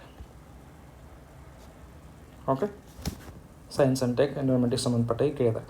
ಇನ್ನು ಜಿಯೋಗ್ರಫಿಗೆ ಸಂಬಂಧಪಟ್ಟ ಹಾಗೆ ಕರ್ನಾಟಕ ಜಿಯೋಗ್ರಫಿಗೆ ಜಂಬಿಟ್ಟಿಗೆ ಮಣ್ಣು. ಕೆಳಗಂಡ ನಗರಗಳ ವರ್ಗೀಕರಣವನ್ನು ಪರಿಗಣಿಸಿ. ನಗರ ಸಣ್ಣದು, ಅದಕ್ಕಿಂತ ದೊಡ್ಡದು ನಗರ ಸಮುಚ್ಚಯ. ಓಕೆ, ಅದಕ್ಕಿಂತ ದೊಡ್ಡದು ಮೆಗಾ ಸಿಟಿ, ಅದಕ್ಕಿಂತ ಇನ್ನೂ ದೊಡ್ಡದು ಮೆಗಾಲೋಪೋಲಿಸ್. ಇದು ದೊಡ್ಡದಾಗಿರುತ್ತೆ. ಹಾಗಾಗಿ ಸರಿಯಾದ ಉತ್ತರ 3. ಭಾರತ ಬಂದರುಗಳಿಗೆ ಸಂಬಂಧಿಸಿ ಕೆಳಗಿನ ಯಾವ ಜೋಡಿಗಳು ಸರಿಯಾಗಿವೆ? ಇಲ್ಲಿ ನೋಡಿ 3 ಆಪ್ಷನ್ ಕೊಟ್ಟಿದ್ದಾನೆ. ಎಲ್ಲದರಲ್ಲೂ 3 ಅಂತ ಕೊಟ್ಟಿದ್ದಾನೆ. ಹಾಗಾದರೆ ಒಂದು ಯಾವುದು ತಪ್ಪಿದೆ ಅದನ್ನು ನಾವು ಕಂಡುಹಿಡಿಬೇಕು. ವಿವೋ ಚಿದಂಬರನಾರ್ ಬಂದರು ಪ್ಯಾರಾದೀಪ್, ಇದು ತಪ್ಪಾದಂಥ ಜೋಡಿ. ಹಾಗಾಗಿ ಸರಿಯಾದ ಉತ್ತರ ನಮ್ಮದು 2 ಆಗುತ್ತೆ. ಈ ಕೆಳಗಿನ ಯಾವ ರಾಜ್ಯದ ಮೂಲಕ ಕರ್ಕಾಟಕ ಸಂಕ್ರಾಂತಿಯು ಹಾದು ಹೋಗುವುದಿಲ್ಲ? ಬಿಹಾರದಲ್ಲಿ ಹಾದು ಹೋಗೋದಿಲ್ಲ. ಹೊಂದಿಸಿ ಬರೆಯಿರಿ. ಸಿಮೆಂಟ್ ಉತ್ಪಾದನಾ ಘಟಕಗಳು ರಾಜ್ಯಗಳು: ಲಾಕೇರಿ, ವಿಜಯವಾಡ, ರಾಮಗುಂಡಂ, ದುರ್ಗಾಪುರ. ನಿಮಗೆಲ್ಲರಿಗೂ ಗೊತ್ತಿರೋ ಹಾಗೆ ವಿಜಯವಾಡ ಸಾಕಷ್ಟು ಇತ್ತಿತ್ತಲಾಗಿ ನ್ಯೂಸಲ್ಲಿತ್ತು. ಅದು ಆಂಧ್ರ ಪ್ರದೇಶದಲ್ಲಿದೆ ಅಂತ ನಿಮಗೆಲ್ಲರಿಗೂ ಗೊತ್ತು. ಓಕೆ, ಆಂಧ್ರ ಪ್ರದೇಶದಲ್ಲಿದೆ ಅಂತ ಗೊತ್ತು. ಹಾಗಾಗಿ B4 ಇರ್ತಕ್ಕಂಥ ಉತ್ತರ ಯಾವುದಿದೆ ಸರ್? ನೋಡಿ, ವಾಟ್ ಅನ್ ಆನ್ಸರ್. ಎಲ್ಲನೂ ಗೊತ್ತಿರಬೇಕಂತಿಲ್ಲ, ಅಲ್ಲಿ ಇರ್ತಕ್ಕಂಥ ಒಂದು ಪಾಯಿಂಟ್ ಗೊತ್ತಿರಬೇಕು. ಅದು ಯಾವಾಗಲೂ ಏನು ಮಾಡಿ, ಎಕ್ಸಾಮ್ನವರೊಂದು ಟ್ರಿಕ್ಸ್, ಒಂದು ಕ್ಯಾಚ್ ಕೊಟ್ಟಿರ್ತಾರೆ, ಅದನ್ನು ನೀವು ಸರಿಯಾಗಿ ಗ್ರಹಿಸಬೇಕು. Okay, so next question. 77ನೇ ಪ್ರಶ್ನೆ. ವಿಶ್ವದಲ್ಲಿ ಅಧಿಕ ಸಂಚಾರ ದಟ್ಟಣೆಯನ್ನು ಹೊಂದಿರುವ ಒಳನಾಡಿನ ಜಲಮಾರ್ಗ? ರೈನ್ ಒಳನಾಡಿನ ಜಲಮಾರ್ಗ ಸರಿಯಾದ ಉತ್ತರ. ದಿ ಸದರ್ನ್ ಟ್ರಾನ್ಸ್ಕಾಂಟಿನೆಂಟಲ್ ರೈಲ್ವೆ ಮಾರ್ಗ ಈ 2 ನಗರಗಳ ನಡುವೆ ಸಂಪರ್ಕ ಕಲ್ಪಿಸುತ್ತದೆ: ಲಾಸ್ ಏಂಜಲಸ್ ಆ್ಯಂಡ್ ನ್ಯೂಯಾರ್ಕ್. ಇವೆಲ್ಲ ರಿಪೀಟೆಡ್ ಕ್ವಶನ್, ಇವೆಲ್ಲ ರಿಪೀಟೆಡ್ ಜಿಯೋಗ್ರಫಿಕಲ್. ಈ ಕೆಳಗಿನವುಗಳಲ್ಲಿ ಹವಾಮಾನದ ಮೇಲೆ ಪ್ರಭಾವ ಬೀರದ ಅಂಶ ಯಾವುದು ಅಂತ ಕೇಳಿದ್ದಾರೆ. ಇಲ್ಲಿ ನೋಡಿ, ಎತ್ತರದ ಮೇಲೂ ಏನಾಗುತ್ತೆ, ಹವಾಮಾನ ಕ್ಷೀಣ ಆಗುತ್ತಾ ಹೋಗ್ತದೆ. ಅಕ್ಷಾಂಶದ ಮೇಲೂ ಬದಲಾಗುತ್ತೆ. ಮಾರುತಗಳ ಚಲಾವಣೆಯಿಂದಲೂ ಬದಲಾಗುತ್ತೆ. ಹಾಗಾದರೆ ಸರಿಯಾದ ಉತ್ತರ ಬಿ ಮಾತ್ರ. ಬೆಂಗಳೂರು, ಹೈದರಾಬಾದ್ ಅಂತಾರಾಷ್ಟ್ರೀಯ ವಿಮಾನ ನಿಲ್ದಾಣಗಳು ನಗರದಿಂದ ದೂರ ಇವೆ. ಆದ್ದರಿಂದ ಇವುಗಳನ್ನು ಏನಂತ ಕರಿಬೋದು? ನಗರದಿಂದ ದೂರ ಇದೆ ಅಂತಂದರೆ, ನಗರ ಡೆವಲಪ್ ಆದ ನಂತರದಲ್ಲಿ ಏನಂದರೆ ಏರ್ಪೋರ್ಟ್ಗಳನ್ನು ಮಾಡಿದ್ದಾರೆ, ಹೊಸದಾಗಿ ಅವುಗಳನ್ನು ಮಾಡಿದ್ದಾರೆ, ಹೊಸದಾಗಿ ಅವುಗಳನ್ನು ನಿರ್ಮಾಣ ಮಾಡಿದ್ದಾರೆ ಅಂತ ಅರ್ಥ. ಹೊಸದಾಗಿ ನಿರ್ಮಾಣ ಮಾಡಿದ್ದಾರೆ ಅಂತಂದರೆ ಅದೇನಾಗುತ್ತೆ, ಗ್ರೀನ್ ಫೀಲ್ಡ್ ಅಂತ ಅರ್ಥ ಆಗುತ್ತೆ. ವಾಣಿಜ್ಯ ಕೇಂದ್ರಿತ ಇತ್ತು ಅಂತಂದರೆ ಈ ಎಲ್ಲ ವಿಮಾನಗಳ ಸುತ್ತಮುತ್ತಲೂ ಕೂಡ ಕಮರ್ಷಿಯಲ್ ಹಬ್ ಆಗಿರ್ತೈತೆ. ಅಂದರೆ ವಿಮಾನ ನಿಲ್ದಾಣ ಅದನ್ನು ನಡುವೆ ಇರ್ತಿತ್ತು. ಅರ್ಬನ್ ಸೆಂಟರ್ ಇದ್ದರೂ ಕೂಡ ವಿಮಾನ ನಿಲ್ದಾಣ ಆ ಸಿಟಿಯ ನಡುವೆ ಇರ್ತಿತ್ತು. ಪ್ರಯಾಣಿಕ ಕೇಂದ್ರ ಇತ್ತಂದ್ರೂ ಕೂಡ ಆ ಸಿಟಿಯ ನಡುವೆ ಇರ್ತದೆ. ಹೆಂಗೆ ಚೆನ್ನೈದಲ್ಲಿದೆ ಆ ರೀತಿ. ಆದರೆ ಇವೆಲ್ಲ ನಗರದಿಂದ ಹೊರಗಡೆ ಇದೆ ಅಂತಂತಂದರೆ ಇದರ ಅರ್ಥ ಇಷ್ಟೇ, ಅವುಗಳು ನಗರದ ಡೆವಲಪ್ ಆದ ನಂತರ ಹೊಸದಾಗಿ ನಿರ್ಮಾಣ ಮಾಡಿದಂಥ ಏರ್ಪೋರ್ಟ್ಗಳು. ಹಾಗಾಗಿ ಹೊಸದಾಗಿ ನಿರ್ಮಾಣ ಮಾಡ್ತಕ್ಕಂಥ ಏರ್ಪೋರ್ಟ್ಗಳನ್ನು ಅಂತ ಕರಿತೀವಿ ಗ್ರೀನ್ ಫೀಲ್ಡ್ ಏರ್ಪೋರ್ಟ್ಸ್. ಭಾರತ ಯಾವ ರಾಜ್ಯದಲ್ಲಿ ಬೋಡೋ ಭಾಷೆ ಮುಖ್ಯವಾಗಿ ಮಾತನಾಡುತ್ತಾರೆ? ಬೋಡೋಲ್ಯಾಂಡ್ ಅಂತ ನೀವೆಲ್ಲ ನೋಡಿರ್ತೀರಿ. ಅದೆಲ್ಲ ಎಲ್ಲಿ ಬರುತ್ತೆ? ಬೋಡೋಲ್ಯಾಂಡ್ ಎಲ್ಲಿ ಬರುತ್ತೆ? ನೋಡಿ, ಬೋಡೋ ಭಾಷೆ ಅಸ್ಸಾಂದಲ್ಲಿ ಮಾತನಾಡ್ತಾರೆ. ಡೆಕ್ಕನ್ ಎಜುಕೇಷನ್ ಸೊಸೈಟಿಗೆ ಸಂಬಂಧಪಟ್ಟ ವ್ಯಕ್ತಿಗಳನ್ನು ಗುರುತಿಸಿ ಅಂತ ಕೇಳಿದ್ದಾರೆ. ಇದರಲ್ಲಿ ತುಳಸಿರಾಮ್ ಡೆಕ್ಕನ್ ಎಜುಕೇಷನ್ ಸೊಸೈಟಿಗೆ ಸಂಬಂಧಪಟ್ಟವರಲ್ಲ. ಹಾಗಾಗಿ ಸರಿಯಾದ ಉತ್ತರ 2. 83ನೇ ಪ್ರಶ್ನೆ. ಹೊಂದಿಸಿ ಬರೆಯಿರಿ. ಕರ್ತೃ ಮತ್ತು ಅದಕ್ಕೆ ಸಂಬಂಧಪಟ್ಟಂಥ ಪುಸ್ತಕವನ್ನು ನಾವಿಲ್ಲಿ ಪತ್ತೆ ಹಚ್ಚಬೇಕಾಗಿದೆ. ಸಚಿಂದ್ರ ಸನ್ಯಾಲ್ ನಿಮ್ಗೆ ಗೊತ್ತಿರುವಂತೆ ಬಂದಿ ಜೀವನ್. ಓಕೆ, D1 ಇರ್ತಕ್ಕಂಥದ್ದು. ಸೊ ಇದು ಎಲಿಮಿನೇಟ್ ಆಗುತ್ತೆ. ಲಾಲಾ ಲಜಪತ್ ರಾಯರು ಬರ್ತಕ್ಕಂಥ ಅನ್ಹ್ಯಾಪಿ ಇಂಡಿಯಾ. ಸೊ ಹಾಗಾಗಿ ಇದನ್ನು 1ನೇ ಪ್ರಶ್ನೆ ಹಿಸ್ಟ್ರಿಗೆ ಸಂಬಂಧಪಟ್ಟಂಥ ಪ್ರಶ್ನೆ ಇದು. ಓಕೆ, ಉತ್ತರ ಸರಿಯಾದ ಉತ್ತರ 1. ನೋಡಿ, ಇಲ್ಲಿವರೆಗೂ ಏನಂತಂದರೆ ಜಿಯೋಗ್ರಫಿಗೆ ಸಂಬಂಧಪಟ್ಟದ್ದು ಎಲ್ಲ ರಿಪೀಟೆಡ್ ಟಾಪಿಕ್ ಕ್ವಶನ್ಗಳನ್ನು ಕೇಳಿದರು. ಇನ್ನು ಮುಂದೆ ಹಿಸ್ಟ್ರಿಗೆ ಸಂಬಂಧಪಟ್ಟಂಥ ಪ್ರಶ್ನೆಗಳು ಪ್ರಾರಂಭವಾಗಿದೆ. ಎಲ್ಲಿಂದ ಸ್ಟಾರ್ಟ್ ಆಯಿತು? 82ರಿಂದ ಹಿಸ್ಟ್ರಿಗೆ ಸಂಬಂಧಪಟ್ಟಂಥ ಪ್ರಶ್ನೆಗಳು ಪ್ರಾರಂಭ. ಈ ಕೆಳಗಿನ ಘಟನೆಗಳನ್ನು ಸರಿಯಾದ ಕಾಲಾನುಕ್ರಮದಲ್ಲಿ ಗುರುತಿಸಿ. ಸೊ ಬಂಗಾಳದ ವಿಭಜನೆ, ಸೂರತ್ ವಿಭಜನೆ ಇದು 1905, 1907 ಅಂತ ಗೊತ್ತಿದ್ರೆ ನೀವು ಆರಾಮ್ಸೆ ಏನಾಗುತ್ತೆ, ಇದನ್ನು C and D ಇವೆಲ್ಲ ಮೊದಲಾಗಿದ್ದು. ಕ್ವಿಟ್ ಇಂಡಿಯಾ, ಜಲಿಯನ್ವಾಲಾ ಬಾಗ್ ಆಮೇಲೆ ಆಗಿದ್ದು. ಆಗ ಸರಿಯಾದ ಉತ್ತರ 2 ಆಗುತ್ತೆ. ಲೋಕಹಿತವಾದಿ ಎಂದು ಯಾರು ಜನಪ್ರಿಯರಾಗಿದ್ದರು?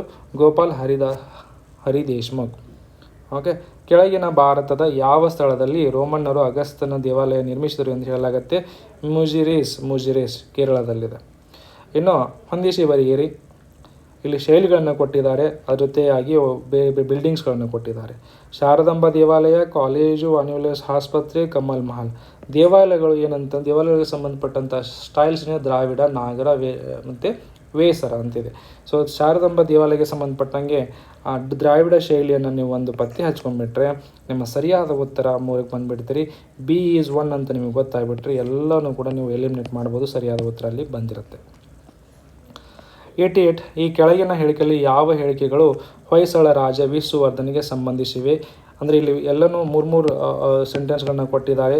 ಹಾಗಾದರೆ ಒಂದನ್ನು ತಪ್ಪಾದಂಥ ಸ್ಟೇಟ್ಮೆಂಟನ್ನು ನಾವು ಇಲ್ಲಿ ಪತ್ತೆ ಹಚ್ಚಬೇಕು. ತಪ್ಪಾದಂಥ ಸ್ಟೇಟ್ಮೆಂಟ್ ಯಾವುದು? ವಿಷ್ಣುವರ್ಧನ ಚೋಳರಾಜ ವಿವಾಹವಾಗಿದ್ದನು ಅನ್ನುವಂಥದ್ದು ಈ ಸ್ಟೇಟ್ಮೆಂಟ್ ತಪ್ಪಾಗಿದೆ. ಹಾಗಾಗಿ ಸರಿಯಾದ ಉತ್ತರ 3.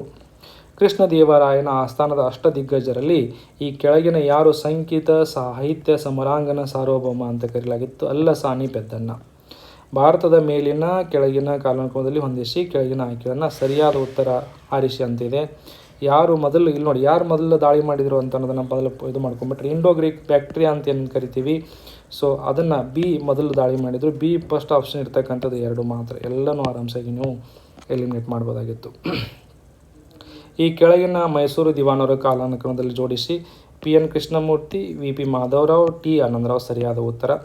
ಕೆಳಗಿನ ಹೇಳಿಕೆಗಳನ್ನು ಪರಿಗಣಿಸಿ 1857ರ ದಂಗೆಯಲ್ಲಿ ಭಾರತೀಯ ಸೈನಿಕರು ಕಳಪೆ ಮಟ್ಟದ ಯುದ್ಧೋಪಕರಣಗಳನ್ನು ಹೊಂದಿದ್ದರು. ಸರಿಯಾದ ಹೇಳಿಕೆ. ಬ್ರಿಟಿಷರು ಭಾರತಕ್ಕೆ ಅಪಾರ ಪ್ರಮಾಣದಲ್ಲಿ ಜನರ ಹಣ ಶಸ್ತ್ರಾಸ್ತ್ರಗಳನ್ನು ಕಳಿಸಬೇಕಾಯಿತು 1857 ದಂಗೆಯನ್ನು ಹತ್ತಿಕ್ಕಲಿಕ್ಕೆ. ಇದು ಕೂಡ ಸರಿಯಾದ ಹೇಳಿಕೆ. ಇವೆರಡೂ ಕೂಡ ರಿಲೇಟೆಡ್ ಆಗಿದೆ. ಹಾಗಾಗಿ ಸರಿಯಾದ ಉತ್ತರ 4. ಕೆಳಗಿನ ಹೇಳಿಕೆಗಳನ್ನು ಪರಿಗಣಿಸಿ